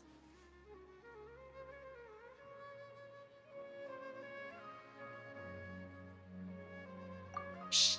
How did you know about my greatsword? I haven't told anyone about it. Please, don't tell Miss Dunyarzad. So Dia's lost her memories after all. Anything strange? You already know that I got a new greatsword. If I had to say something, it's weird how such a new weapon could feel so familiar. It's as if I've already used it to fight a countless number of battles. You're saying that although you don't remember using it, your body feels like it does? That's right. Both mercenaries and warriors heavily rely on muscle memory. Only knowing the theory of battle won't get you anywhere.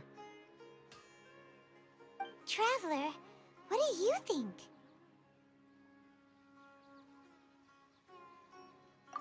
Yeah, Paimon's feeling really hopeful.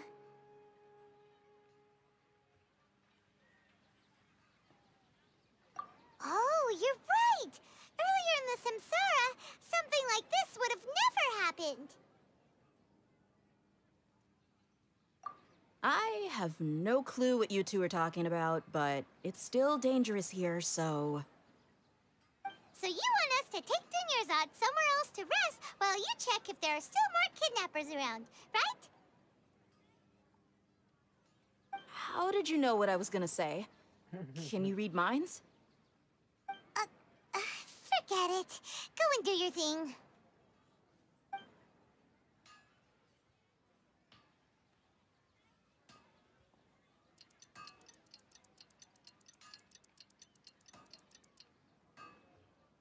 Oh.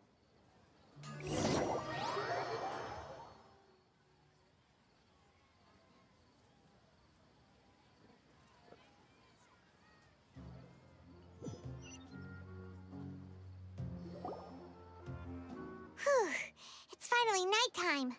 Aside from Dia not getting injured, everything seems to have stayed the same. Listen, Nahida, we found out that Dia got out just fine today, even though she got injured every other time she fought the kidnappers.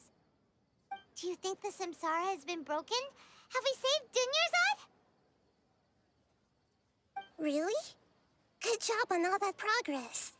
Get some good sleep tonight. Hey, what kind of an answer is that? Tomorrow will come. Everyone assumes this is common knowledge, but the only way you can know that for sure is if you experience tomorrow. How many todays has it been? Is it possible that today will be followed by yesterday? Does tomorrow truly exist as anything beyond a made-up concept? It's even possible that this entire world is a lie, and the history of the whole world has just been one endless Sub-Zero's festival. Okay, no more. Paimon's brain is already shut down. That's why it makes no sense to waste your energy thinking about things you will learn tomorrow.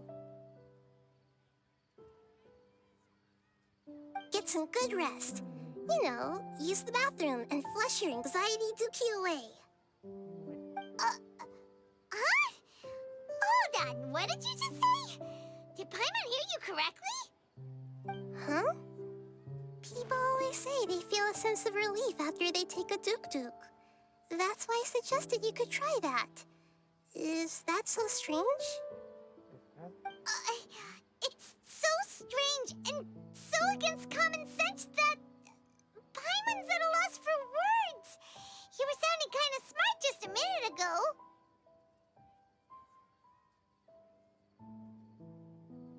Yeah, even though it's happy and lively at the Sub-Zero's festival every day, it feels like it's been a long time since we've really gotten to relax. Let's go back to our room. Continue the harvest. Compared to what we stand to achieve, these sacrifices are trivial.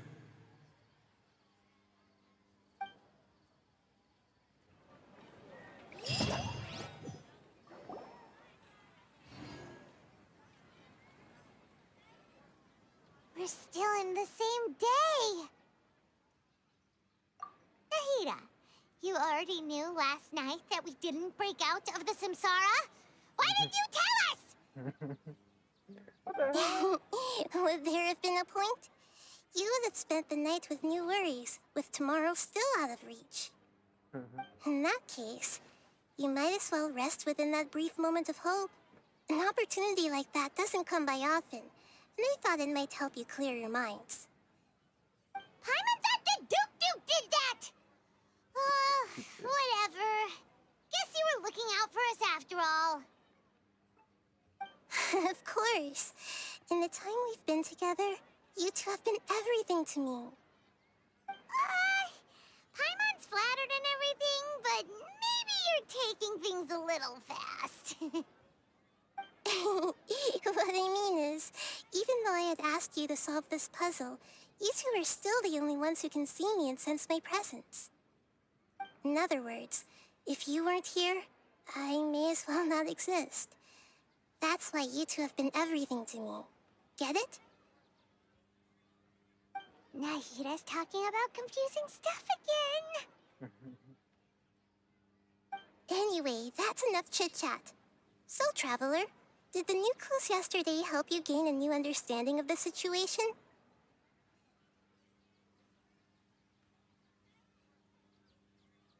Huh? Why are you scrapping your previous theory?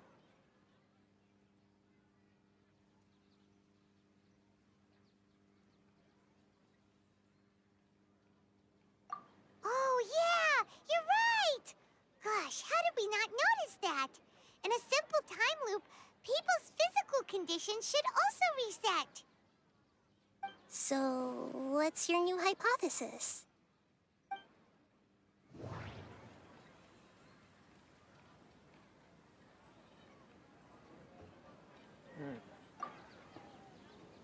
The moon, illusions, and lies. What do they all mean?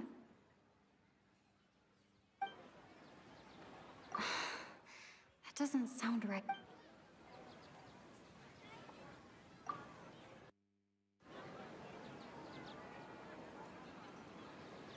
Mercenaries rely heavily on muscle memory. And Dia was able to use her experiences to avoid injury in later samsara cycles.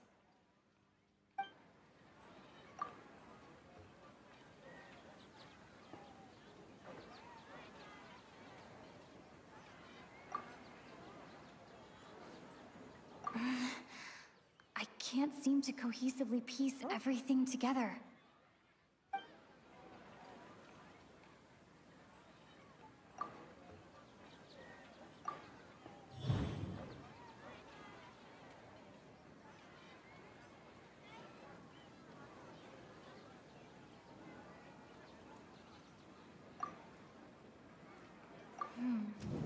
The beep is a prompt tone for Akasha operations.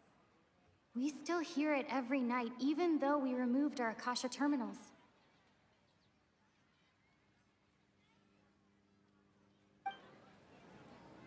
That doesn't sound right. I need to carefully think things. If all our memories of a day are erased at the end of that day, then we would unwittingly relive that same day again and again.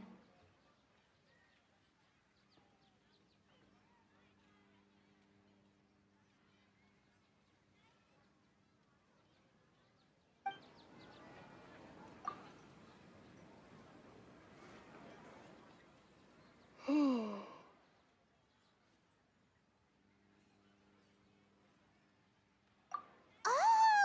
Then the beep we hear every night could just be indicating the deletion of our memories.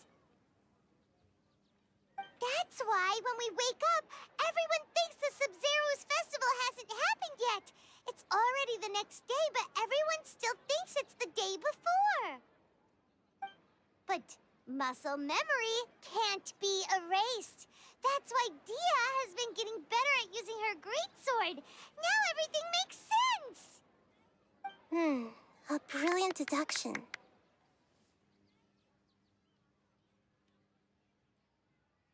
Nahida, tell us if we're right or wrong. To put it simply, it's as if you've mistaken a pyro crystal fly for a firefly in the night. You lost sight of its true nature because you focused too much on your perception that it glows. That isn't simple at all. Why don't you go talk to Miss Dia again? You might learn something new. Right. She did help us find our latest clue after all. Let's go.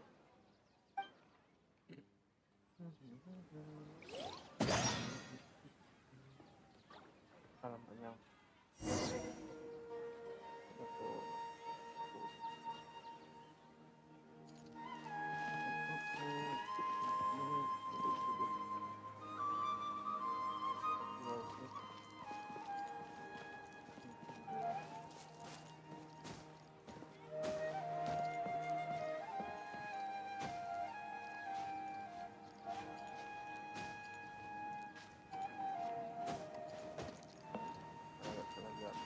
Ini yang kita salah jalan.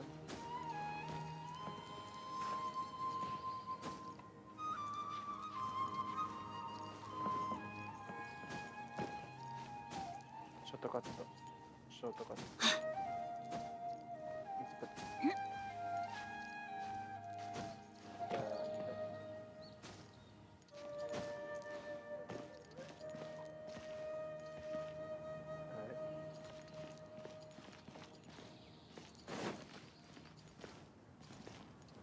Oh. Lampunya.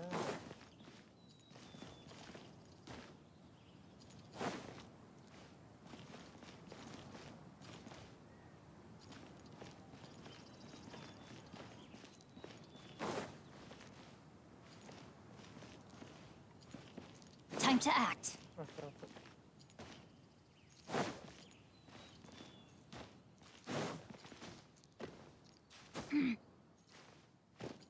Hah? Ada kamu yang bisa lumayan. Excellent.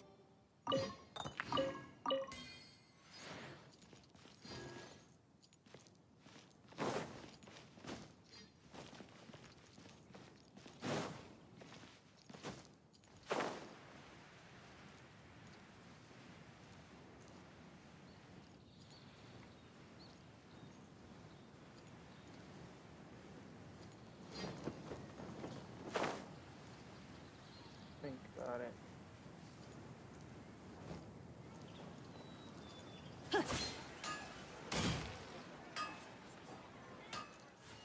body and mind.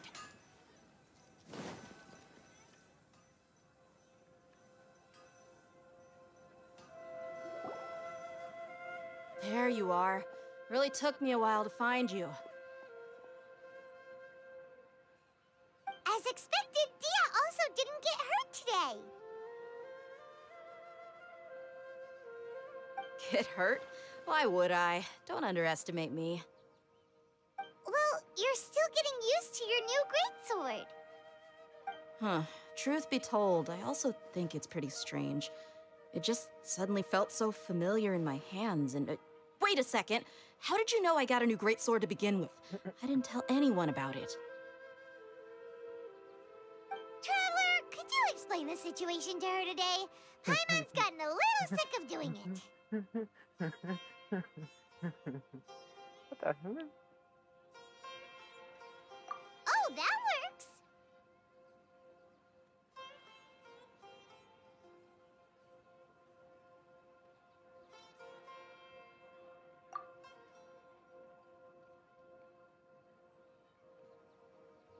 What happened to you guys while I was gone?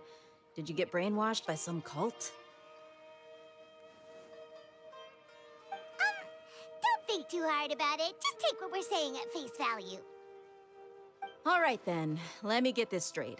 You're telling me that my body's already gotten used to this greatsword, but my brain just doesn't remember it? Yes, your memory's being erased every day. Then I'd have to disagree. That's impossible. Oh? Why do you think that? If we've actually been reliving the Sub-Zeru's festival day after day, then what happened to the things we used, the money we spent, the food we ate? Common sense says my wallet should have emptied itself a long time ago. There's no way I wouldn't have noticed that.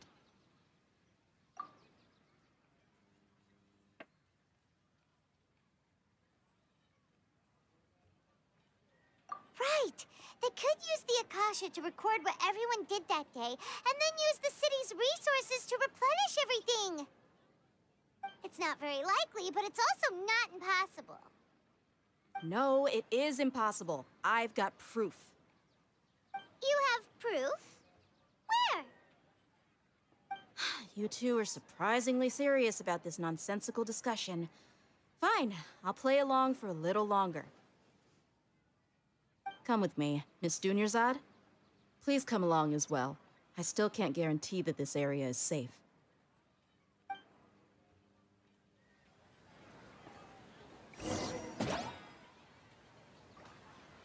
Paimon can't believe it's Dia who wants to show us something this time. 2 days ago, we were the ones taking her to see Dunyarzad.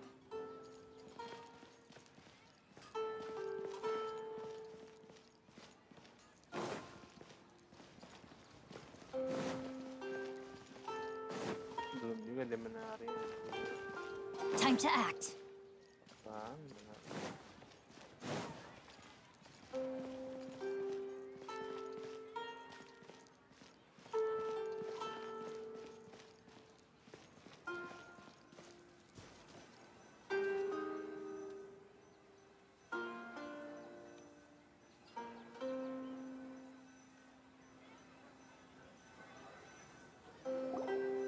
This is it. Huh? This is a wooden training dummy. What about it? See those marks on the dummy? Those are the result of several days' worth of practice. Let's say the sages didn't replace it every day. Shouldn't it be hacked to pieces by now? That's true, but what if they did? Then the sages would have had to reproduce every mark I left during previous training sessions. I'm a professional fighter. My martial school has always emphasized the importance of refined control. The force, angle, and entry point of each strike is calculated and deliberate. That's why I remember every mark on the dummy, as well as my state of mind as I made each strike. It's just as they say, each swordsman has their own unique style, and even the same swordsman can't make the same cut twice. It would be impossible to copy these marks. Is it really impossible? What if they used some fancy machine to carve every single mark? People often say that a camera's photo can never replace an artist's painting because the former has no spirit to it. The same thing applies here. At a mere glance, I can differentiate carved marks from the results of combat training. Whew, I hope that cleared things up for you. Hey, is this that new brain exercise game that's been super popular with the scholars lately? It's surprisingly fun. Anyway, it's getting late. I should escort Miss Dunyarzad to Nilou's stage. See you later. See you later. Yeah. Well, back to square one. Is our memory deletion theory also wrong? But at least we've reached some other conclusions in the meantime. Yep, that's true. So, can we think of any new ideas right now? Strange? Paimon feels like everything's been strange lately. Huh? Leaving the city? You're right! It's really strange how we never thought of such a simple solution! Many things should become clear if we can confirm the flow of time outside of the city. Paimon can't believe it! Did we miss this because we're tunnel visioning too hard on our other theories? Or because we're just too tired?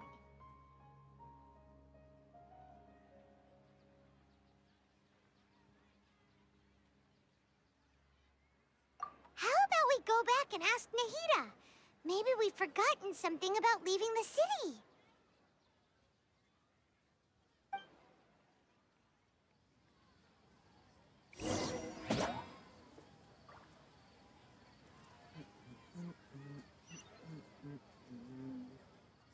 Bicara dengan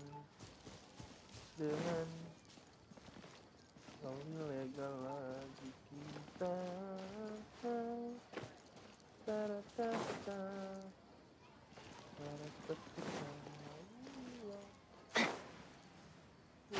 Ada itu kan baru kulihat ada harta karun di situ.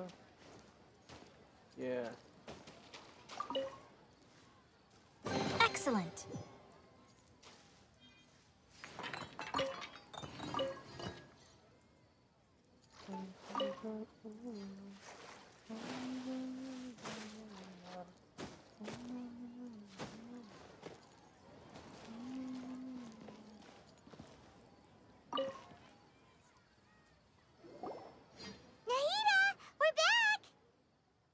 You're back early today. Did you find something new? Sort of. We're mostly sure now that we're not in a time loop. And we also aren't in the real world. But at the same time, we have a new question.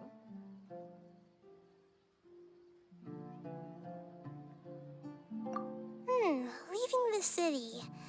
As far as I remember, you've mentioned your plans to do that twice before. We did?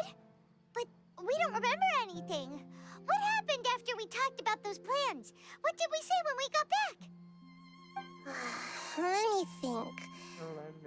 I don't think you ever actually told me what the outcome was. Oh, it's probably more accurate to say that both times you never came back the whole night. But you two sometimes stay out the entire night anyway, so at the time, I didn't think too much about it. It is true that sometimes we lose track of time during our investigations. Before we know it... Really? That's kind of strange. In theory, I should have already awakened all your memories. Yep, something here's definitely fishy. Let's get to the bottom of this tomorrow. Tomorrow. Sleep lagi.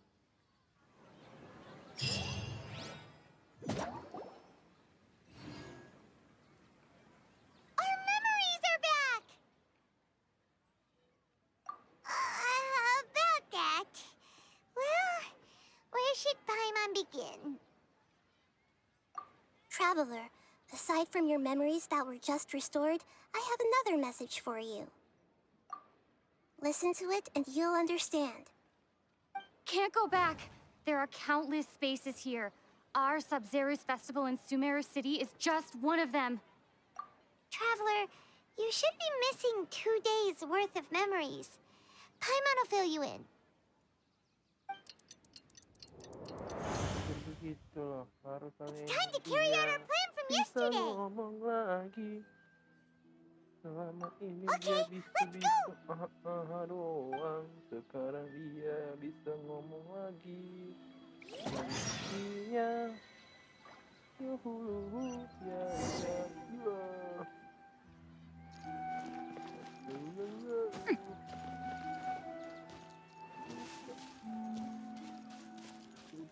Kita.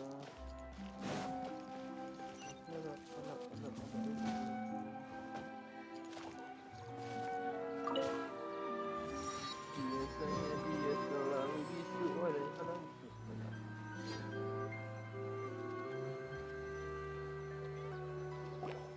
Ow. Why can't we leave the city? What is the academia up to now?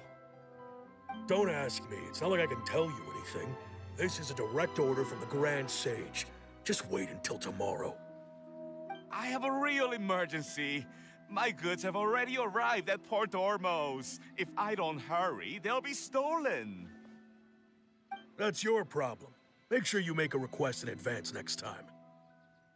But it's not like you can just predict business matters in advance.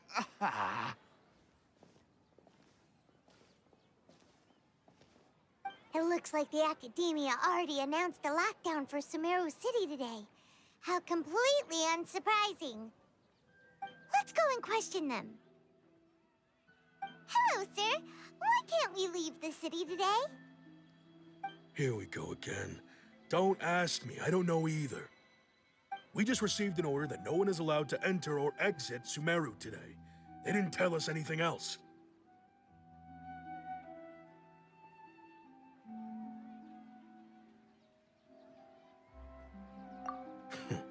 Angering me won't get you anywhere. If I had that kind of insider info, I would have left this stupid post long ago.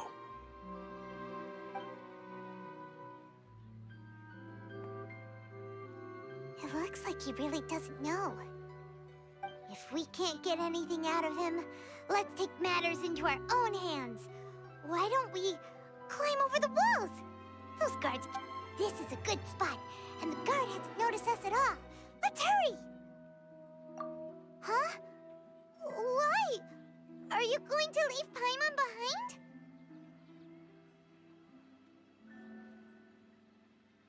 But what if things get really weird out there and you get into some trouble? Then Paimon won't be able to help you. Oh, Paimon knows that Paimon can't do much, but we've always been together, haven't we?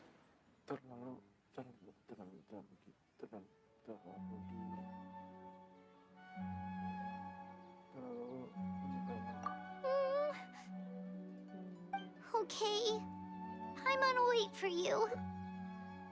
Promise Paimon that you'll come back as soon as possible. Just a quick look. And please, Sorry, Paimon. Sorry about it, Paimon.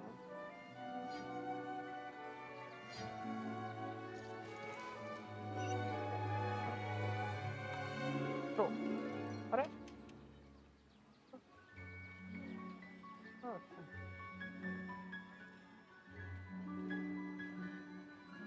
Memories!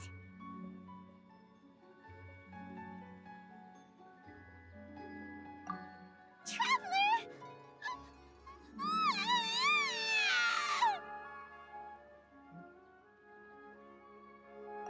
Paimon thought Paimon would never see you again! You just disappeared! Paimon waited for you for hours and hours at the city wall and you never came back! You promised Paimon that you were only taking a quick look! Paimon, calm down. She's here now. I don't think she understood what you were saying. Paimon doesn't care! Paimon wanted to go look for you, but you also said that Paimon should stay! Paimon was so worried and so scared the entire day! Alamak. Sorry, Paimon.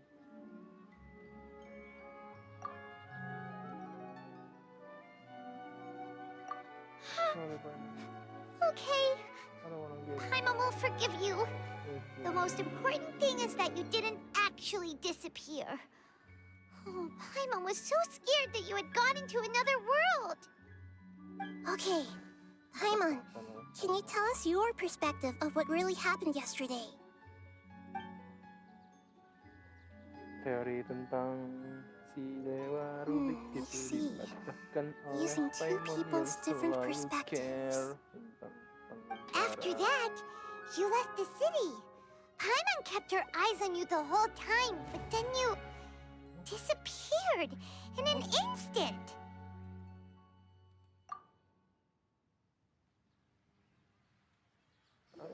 No way! Paimon was watching you with the fullest attention. What's your perspective, Traveler? You sure you don't have any memory of this? I guess that explains everything. You also lost your memories the last 2 times you tried to leave the city. Those days' memories can't be awoken. So, if we leave the city, our memories will be completely erased?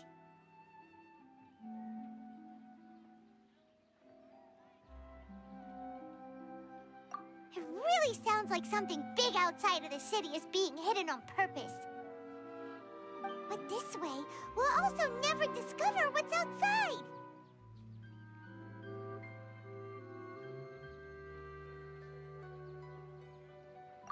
Something like a message? But how can we send it back? Don't look at me like that. I'm not used to being stared at. Well... Okay. You want something that can pass on messages, right? Give me some time and take care of Dunyarzad for me. Yep, now we're talking.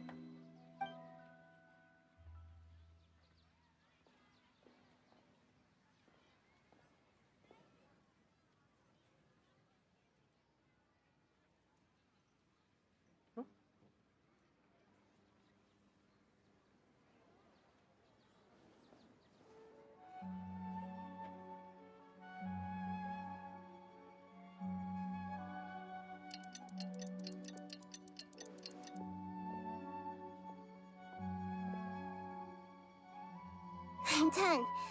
Here you go. What? Isn't this just an Akasha terminal? I made some little changes. Akasha terminals are already capable of sending messages. I just tweaked it so that it could connect to any node. To make something like this?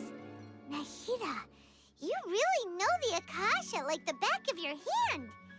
Anyway, we can use this now to record a message, right? Right. Yep. I'll help you save the messages. It should be pretty easy to use.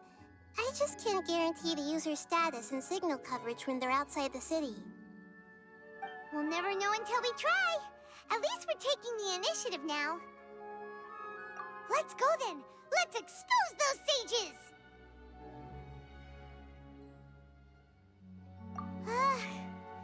All right. Paimon isn't as worried about being separated since it happened once yesterday.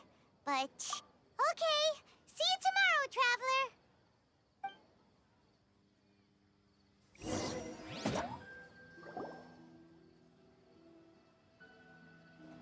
That covers everything that's happened so far.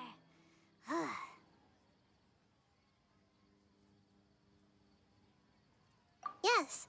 Although the signal was choppy and had some interference, we still managed to receive 2 messages from you when you were outside. Okay, now that you understand what's going on, let's hear the messages together. Aduh. Ow. Aduh. Let's see. Can't go back. There are countless spaces here. Our Sub-Zeru's festival in Sumeru City is just one of them. I've entered another space. Before me are flowing sandstone and howling fish. Impossible and surreal sights. All these spaces are empty, except for the occasional ones that contain mute puppets rather than people. I can't sense any human presence.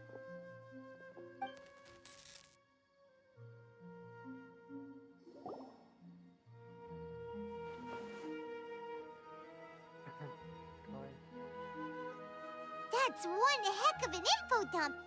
It sounds like you left the Sumeru city space when you set foot outside of the walls. But everything looked completely normal when Paimon was looking out from the inside. That's unbelievable.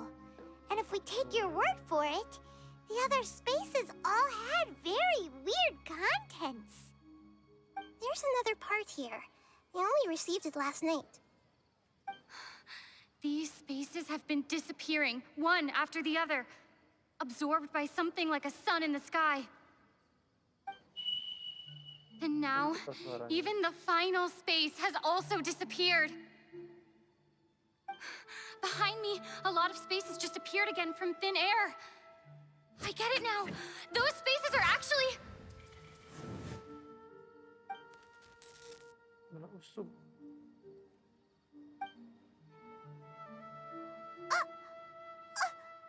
Why did the message end right there? What did the traveler want to say? What are those spaces? Probably because yesterday just happened to end at that moment. Oh, right. Paimon did hear a beep from the Akasha. Did it come from here or from the message? The message. It should have come from the Traveler's Akasha terminal. After the beep, Traveler said even the final space has also disappeared. Traveler, what do you think that final space could have been?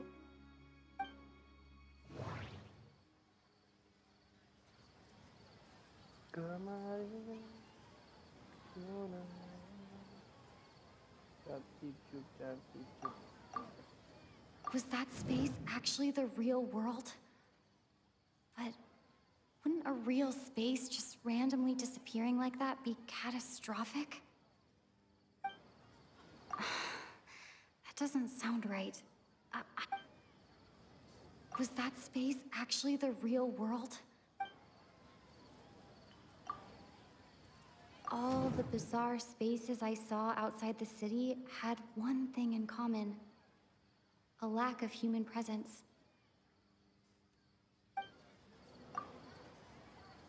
My impression is that each day in this samsara only ends at the sound of that beep from the Akasha.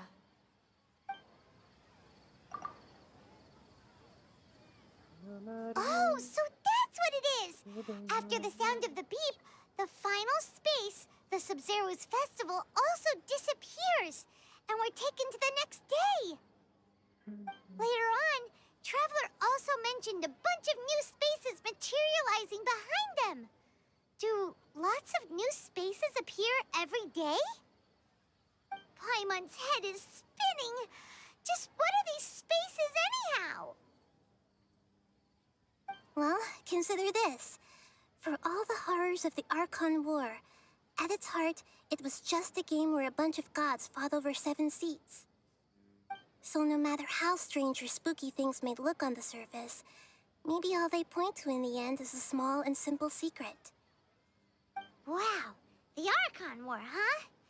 That's an analogy and a half.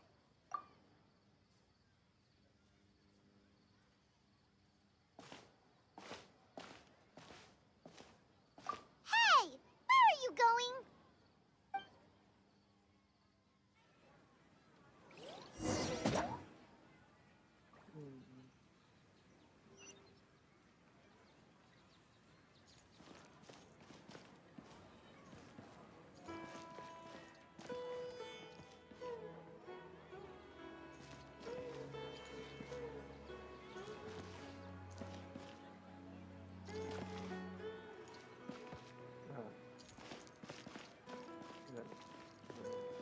Body and mind.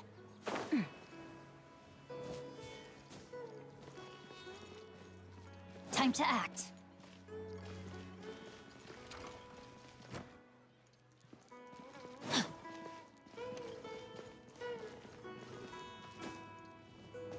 Body and mind.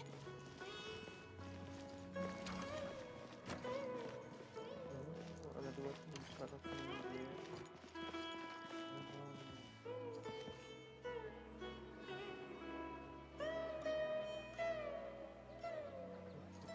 Tadi.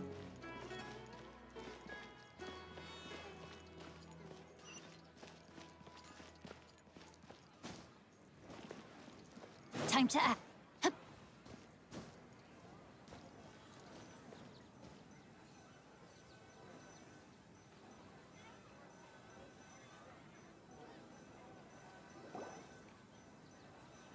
Do you want some alone time to think? All right then, Paimon won't disturb you.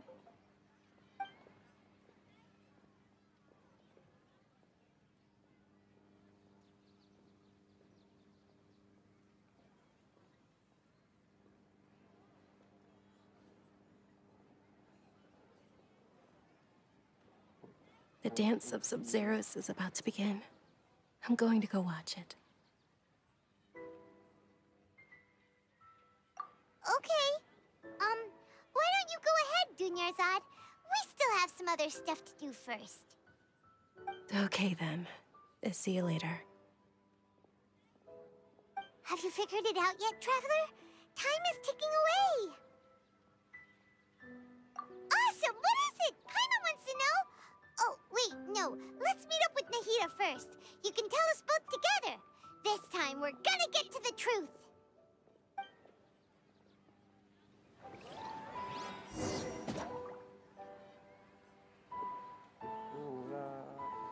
Selesai nih cerita.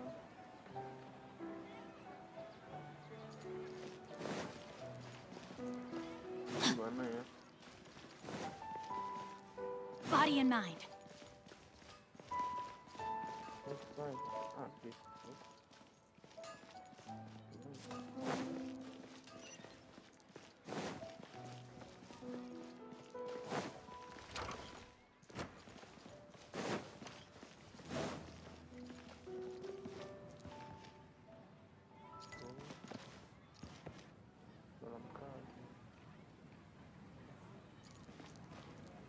Time to act.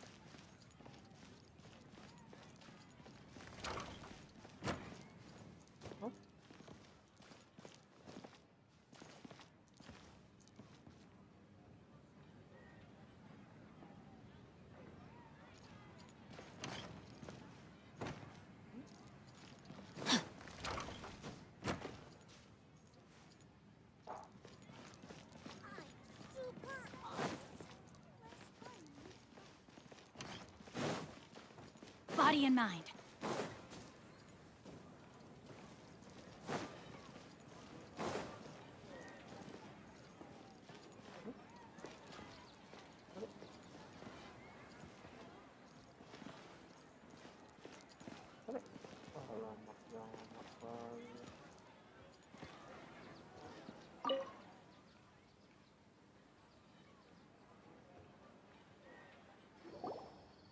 You're back!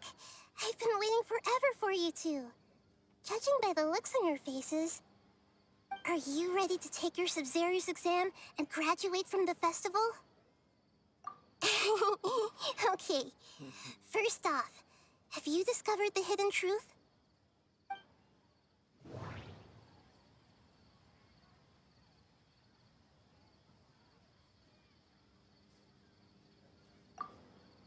We've already experienced the Sub-Zeros festival many times. That doesn't sound right. We've already experienced all the bizarre...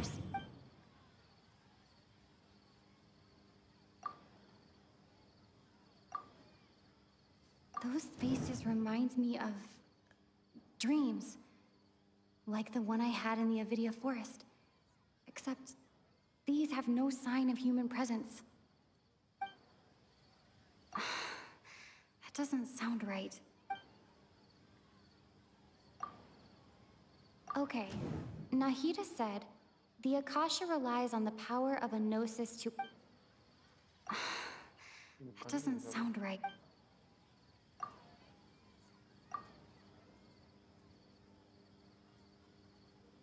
The moon, illusions, and lies. What do they all mean?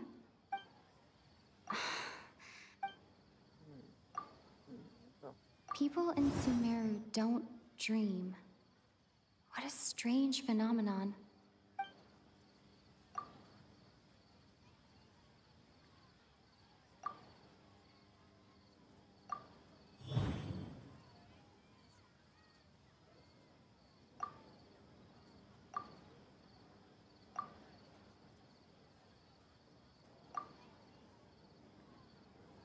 We are all in a dream. It isn't that the people of Sumeru don't dream. Rather, the Akasha is taking their dreams from them. People in Sumeru think they don't dream, but the truth is the Akasha steals their dreams without them knowing it.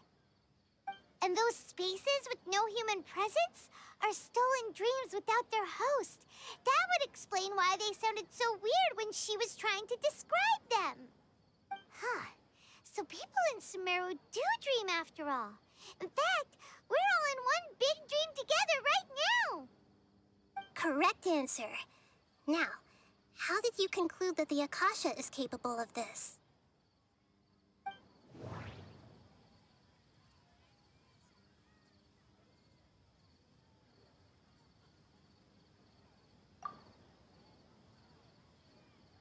It is the manifestation of the God of Wisdom's power.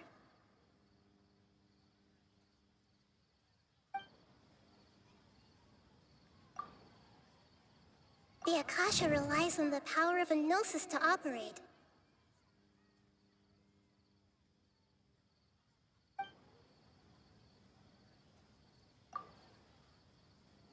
And it grants knowledge to the people.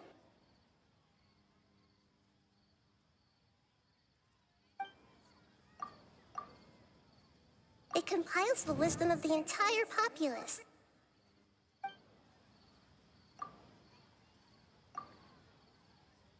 Oh, okay. Those dream-controlling creatures in the forest also get their power from the Dendro Archon, right? That would explain why the Akasha has the ability to control people's dreams, too. But is stealing everyone's dreams really how the Akasha compiles their wisdom? Isn't there anything more to it than that? Dreams are fantastical, complex, and full of imagination. People's brains are the most active when they're dreaming. In other words, dreams are rich bundles of human wisdom. So, in other words, the complete opposite of how Hypatia understood it. Paimon remembers her saying that the sages think dreams are foolish delusions, and the fact that no one dreams is a blessing from Greater Lord Rukkhadevata. The real story is that the sages from the academia are using the Akasha to steal people's dreams for their own use, huh? Oh? By the sounds of it, you understand the current situation pretty well. So then, what about the samsara?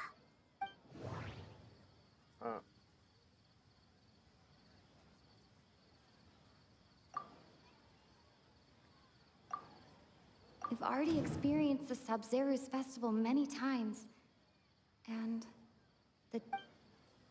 That doesn't sound right. The beep is a prompt tone for Akasha operation. That doesn't sound right. The Grand Sage said, go celebrate the birth of that god to your heart. That doesn't... Those spaces kept disappearing before my eyes. But as soon as that beep sounded, many more spaces materialized. Those dreamscapes kept vanishing. But as soon as that beep sounded, more new spaces appeared.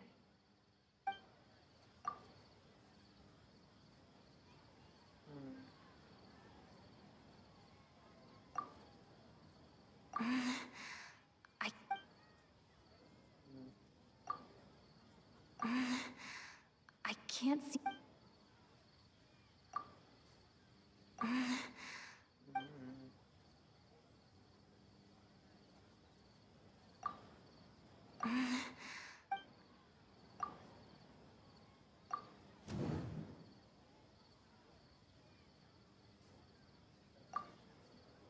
Correct.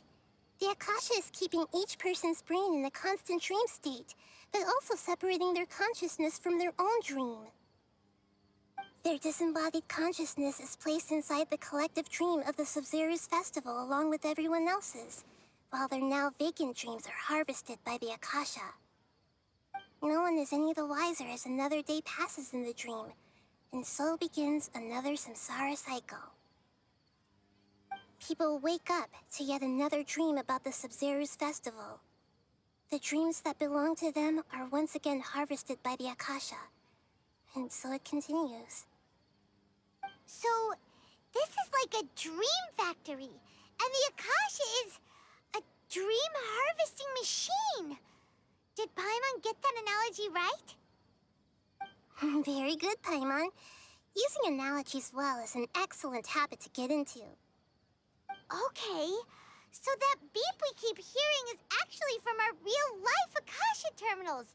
Taking off our terminals in this dream doesn't do anything. All right, last question. Who am I?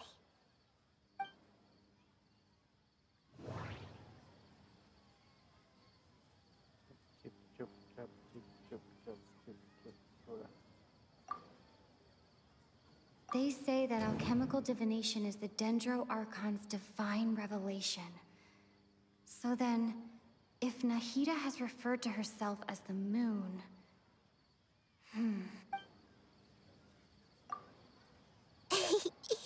So you noticed. I thought that one would be the hardest question. That's why I put it last. That wasn't hard at all. Even Paimon guessed that.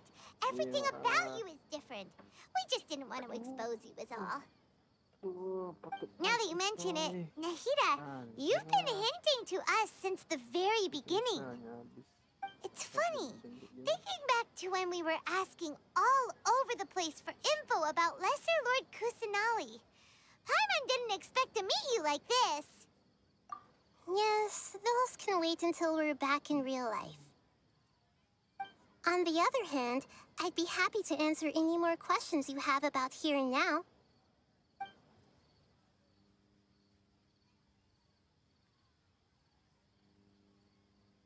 You asked me this question before.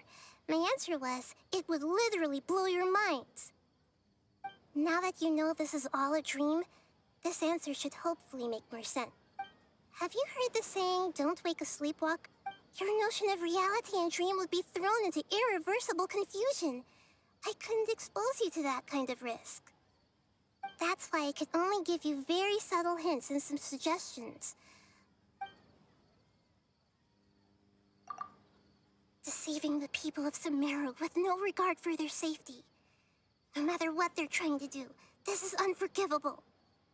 After we end the Sub-Zero's festival Samsara, we have to look into them. How can the sages of the Academia do this behind their Archon's back? This is ridiculous! In the end, I'm just the moon. The real sun is long gone. A sun and a moon? Nahida's talking in riddles again. Oh, we're out of time today. I'll tell you how to break free of the samsara tomorrow. See you then.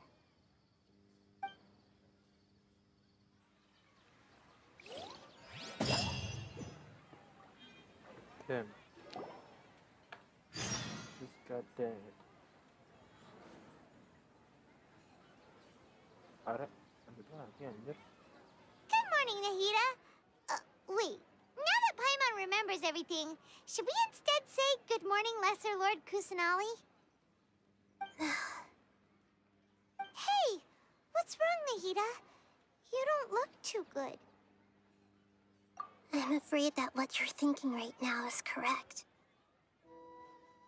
Did Dunyarzad already disappear? No way. Are we too late? Hey, what the heck? The real Dunyarzad's consciousness has indeed disappeared. It can no longer endure the constant dream harvesting.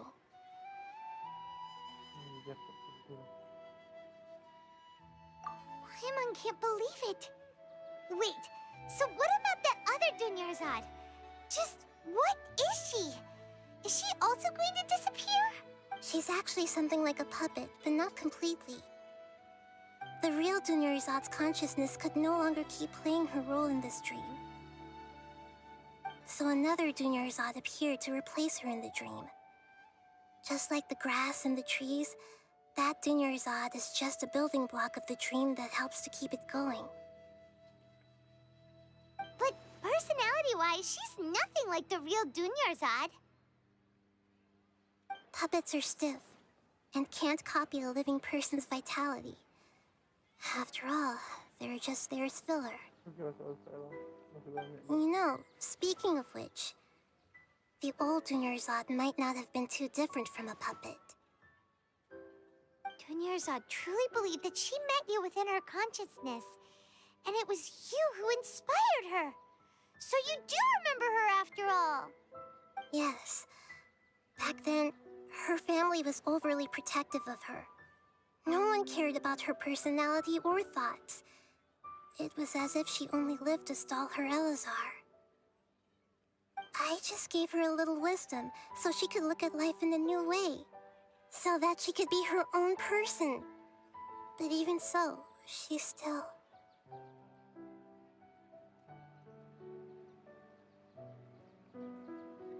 Far from it. I'm still a long way off from being a real Archon. I couldn't even save her. If I were a competent Archon, I wouldn't have let my most faithful follower die at the Sabzeruz festival with so many regrets.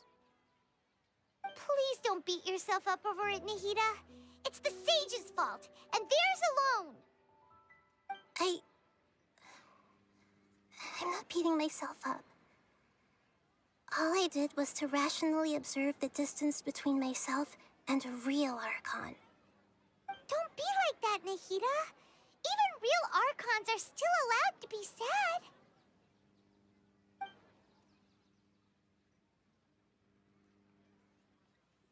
To prevent more tragedies like this, we must end the samsara as soon as possible. Great, but how do we do that? Although the Sabzeruz festival dream is under the Akasha's control, only humans can dream. Even the Akasha is unable to create them. That means this dream belongs to a host who created it. Huh? So, how should we find that person? Well, if this is someone's dream, then everything here must come from deep within their consciousness. Which means, with the power of imagination, they can change anything in this dream. Imagination? What do you mean by that? Imagination means breaking through what you perceive as normal. Like when the server at the tavern brings a plate to you, you'd naturally assume that food is on it. However, if you're the dream's host and you become aware that you're dreaming, when you imagine gold and more on the plate, the dream will respond in kind, and the server really will bring you gold and mora. But right now, our host is unaware that this is a dream. No matter how many times they're served, it will always be food. Find some way to make that person realize that they're dreaming. Usually, once that happens, the person will wake up and the dream samsara will be broken. How are we going to find them, though? If it could be anyone, it'd be like looking for a needle in a haystack. And even if we did find them, how are we supposed to make them realize they're dreaming? After all, like you said, don't wake a sleepwalker. It's extremely difficult, yes. But the only ones who can do it are you two. Remember, everything you've achieved up to this point has all been for the sake of finding the host and ending the samsara. As for me, during this time, I'll be out of town. Out of town? Are you going to that place full of dreams where the Traveler went? Yes. I want to try something. There must still be a small wisp of possibility. Hurry and go. Dreams are supposed to be fantastical, romantic, and full of pleasant surprises. Unnecessary things like this samsara need to end. Paimon's still a little upset that we've come this far only for Dunyarzad to... She was such a good person, with such a simple wish. But fate was against her. Yeah. Saving Dunyarzad is what kept us going this whole time. But we mustn't lose hope, Traveler. Dunyarzad would definitely want to see us save everyone else. So let's break the samsara for her sake. Paimon's wondering, do you think the sages would get one of their own to be the host of this dream? Feels like it would be easier to control it that way, no?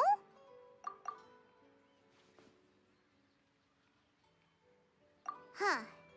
That's true.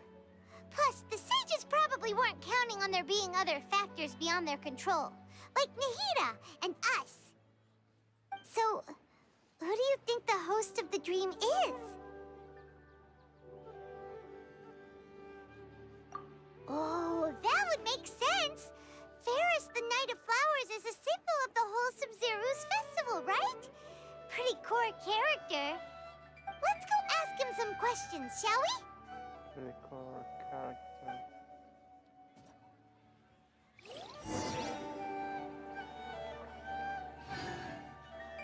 Anjir, lama nih ceritanya.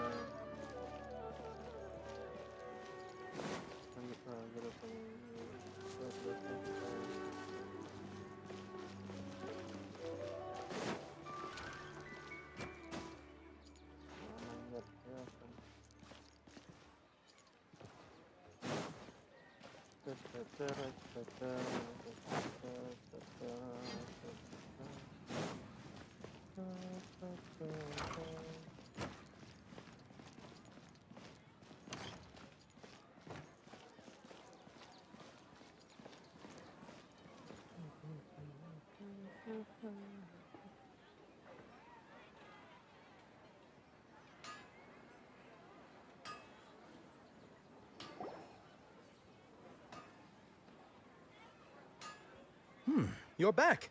You left in a hurry last time. Is everything okay? Everything's fine. Just, it's a little hard to explain. Would you mind taking part in a little experiment with us? An experiment? That came out of nowhere. I'm listening, though. What do you need me to do? Could you make a wish? You want me to make a wish? Is that a new Sub-Zero's festival tradition or something? Less questions, more wishing! Okay. My wish. Okay. I'm a little nervous saying this out loud, but I want Miss Dunyarzad to be happy. Oh. I noticed earlier that she looked a bit down, and she wasn't really talking to anyone. She just doesn't seem like herself. She's always so gentle and kind, and all the kids love her. I've also wondered if the reason she asked me to be Fairest Knight of Flowers is because I'm special to her, or something.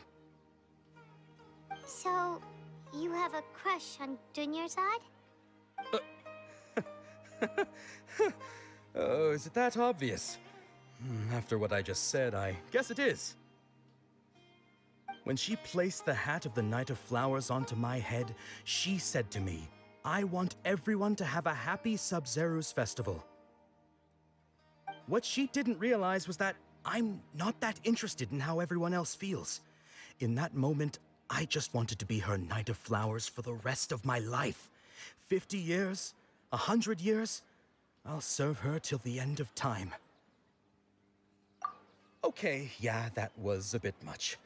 Felt like the right moment to get it off my chest, but That was pretty embarrassing. Okay, I'm ready to make my wish. I would like Miss Dunyarzad to appear in front of me right now with a smile on her face. Here goes.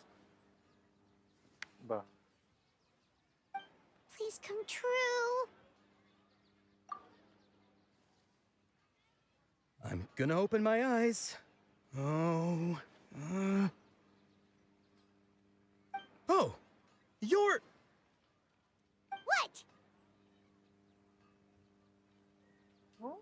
Fucky? Sorry, but only one portion of Yalda candies per person. Back home you go.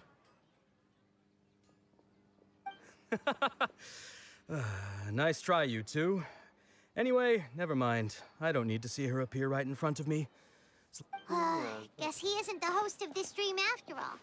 Should have expected it wouldn't be this easy. Itu dunia Zat. Zat kecil kah? Tapi kan habis. It seems like everyone who knows Dunyarzad loves her, but none of them has any idea that she... Is that? My lady, step back. That sounds like Dia! Oh, right. This is when Dunyarzad bumps into the kidnappers.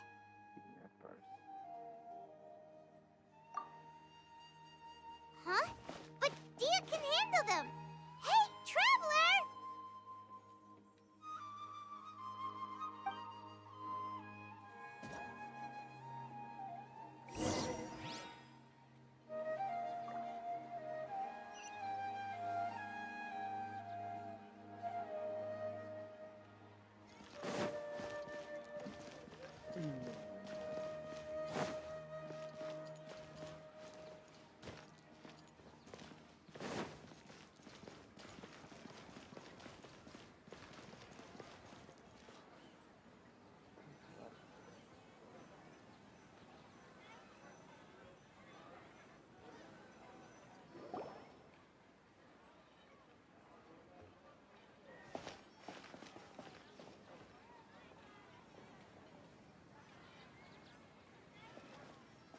Oh, it's you. Great timing. Please take...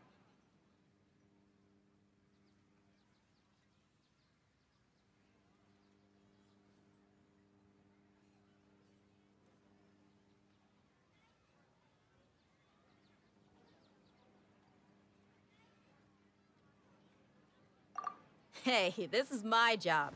The homie Yannis pay me, not you. You... fine, all right. Knock yourself out. Why are you so worked up anyway? It's not like... Anyway, watch yourself.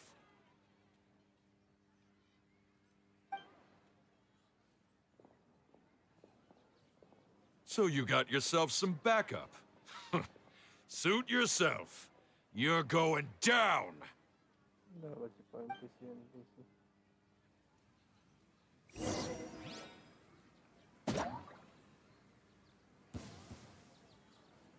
That's close enough.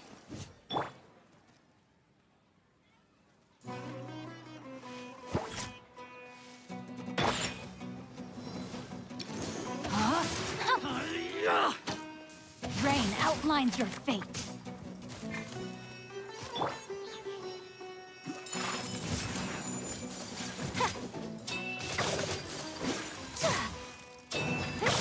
Where do you think you're going?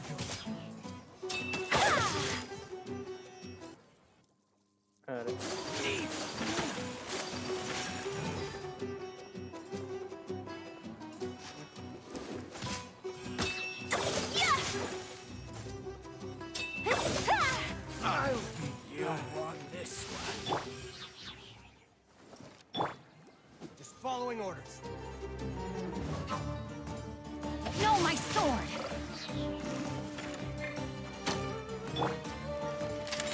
My apologies.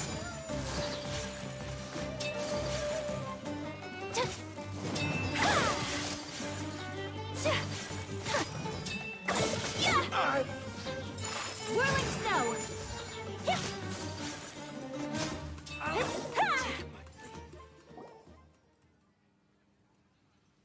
Kidnapped. Traveler? Were you just taking your anger out on those guys? You and Nahida both. Dunyarzad wouldn't want to see you two like this. Oh, and speaking of her, Paimon just remembered something. Remember how during the first Sub-Zero's festival, before the Samsara started, we came here with Dunyarzad because she wanted to pick something up? She said it was because she had forgotten something. Okay, so Paimon's memory is working so far.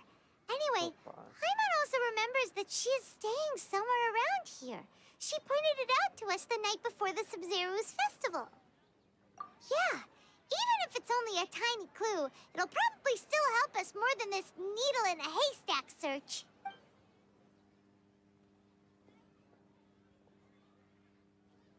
This is the place. It's rude to enter other people's spaces without permission, but desperate times call for desperate measures. Hey, the windows are unlocked.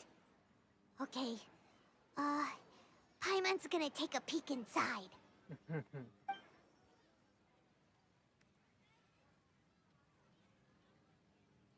What is that?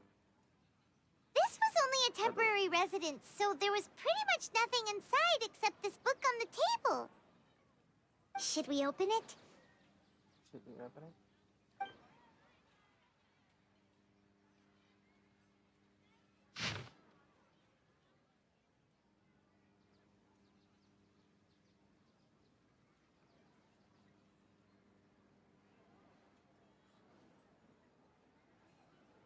Aduh.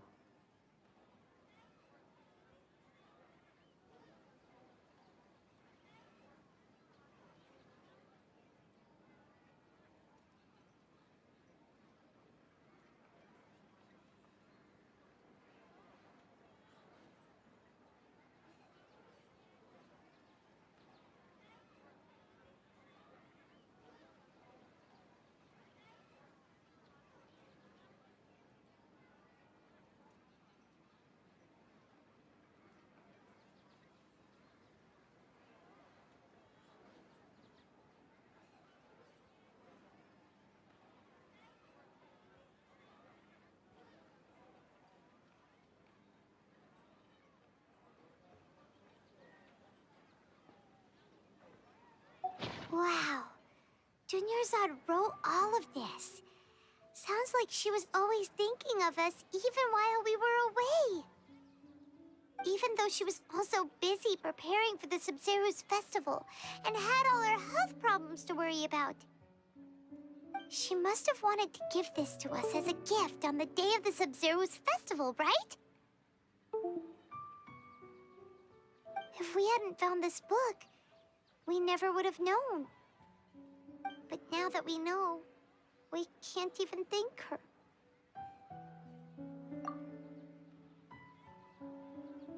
Hey! Where are you off to now?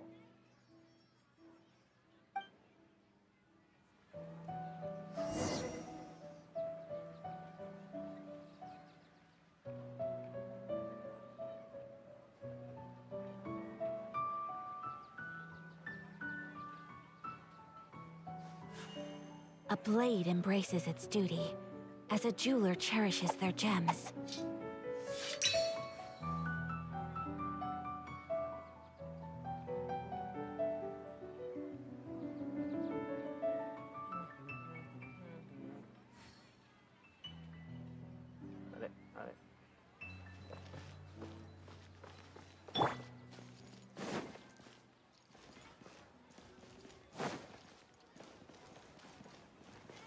Iya, ada zona paling sebenarnya agak.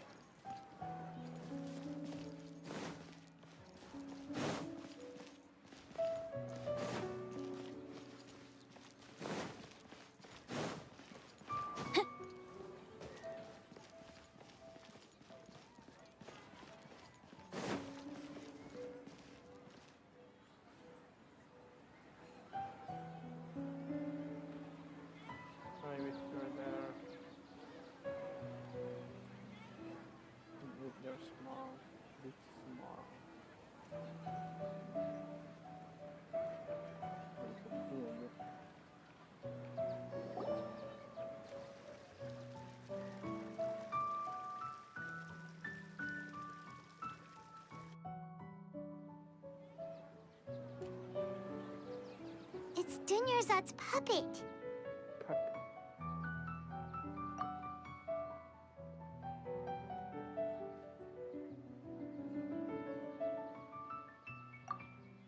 Traveler? You must be exhausted. Come to think of it, we've been stuck in this place for a really, really long time. Heck, even the last time we were chatting happily with Dunyarzad feels like an eternity ago.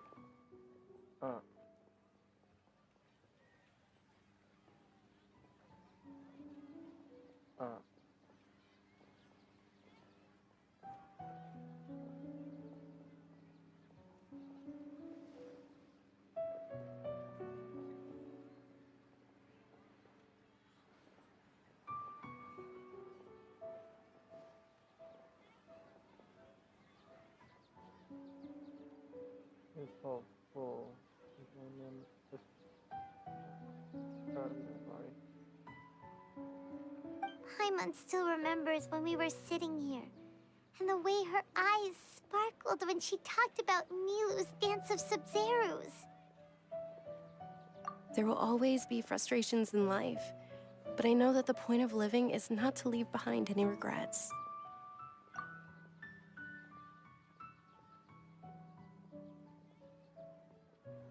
That was what the real Dunyarzad said, wasn't it? Does that mean...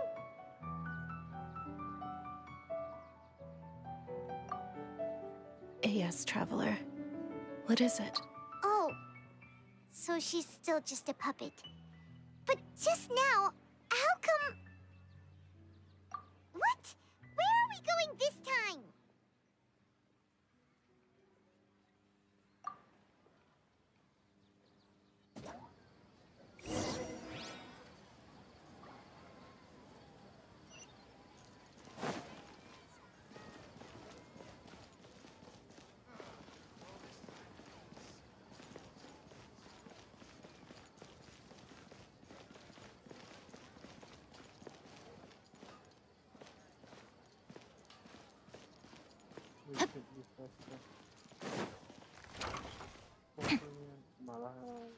Malah.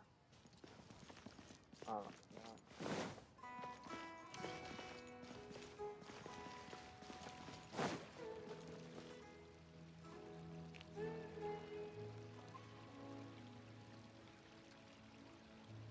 that smile. If you continue to resist, we will have to order an investigation into every single event organizer. The Grand Sage has already granted you much leniency. I advise that you How did things turn out like this?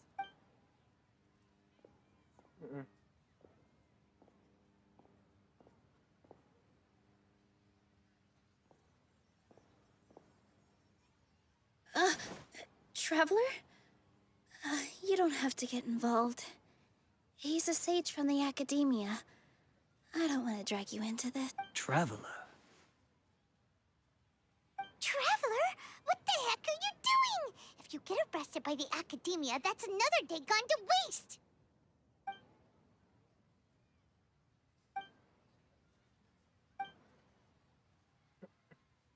Wait, they're not reacting. Have they been scared stiff? Oh, of course! If this is the sage's plan, they wouldn't put themselves through this. So they're just substitutes. What is this? What happened to the Grand Sage and his entourage?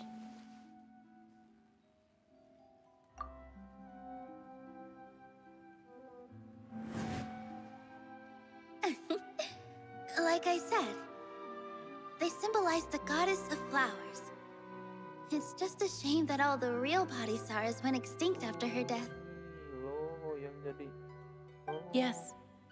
The Greater Lord brought forth new Padisaras in memory of the goddess of flowers. But she ultimately could never truly replicate that beautiful shade of purple.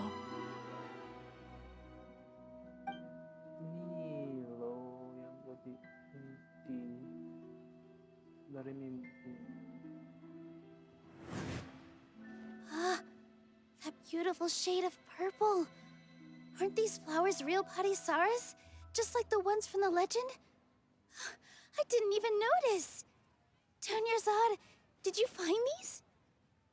But didn't you just say all the real flowers went extinct after the goddess of flowers passed away?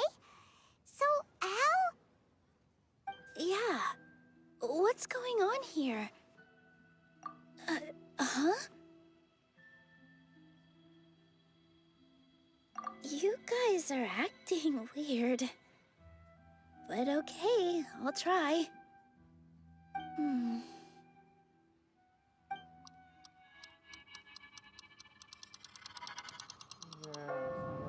Hey! They disappeared! So Nilou's the host. What a surprise! Purple Padisaras don't exist in the real world anymore. But in Nilou's subconscious, they can appear as decorations on the stage.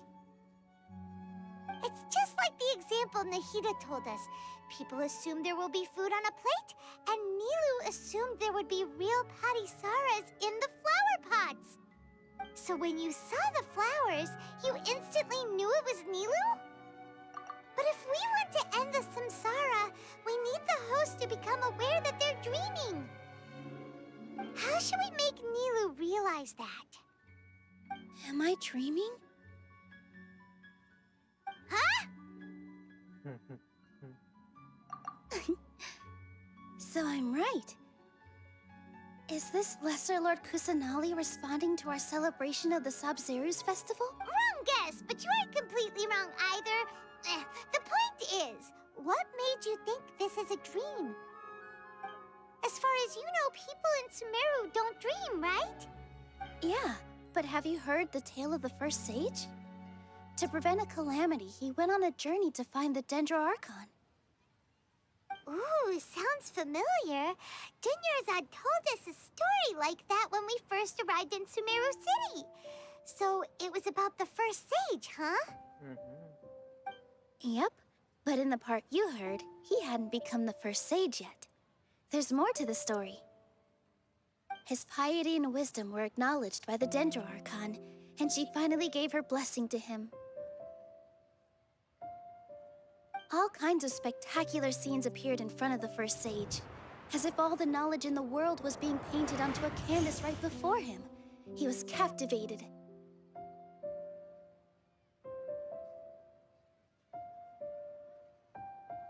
After who knows how long, he mastered all the knowledge he could comprehend. Afterward, he said to the Dendro Archon, "I miss my parents, my wife, and my children. I've been away from home for far too long. They must be worried." The Dendro Archon smiled. The next second, the sage found himself lying in his bed, as if he had just woken up from a dream. His wife, lying next to him, said, "You're off to search for the Dendro Archon today, aren't you? Have a safe journey, my love." In the end, the first sage took care of many disasters in Sumeru City and founded the Academia.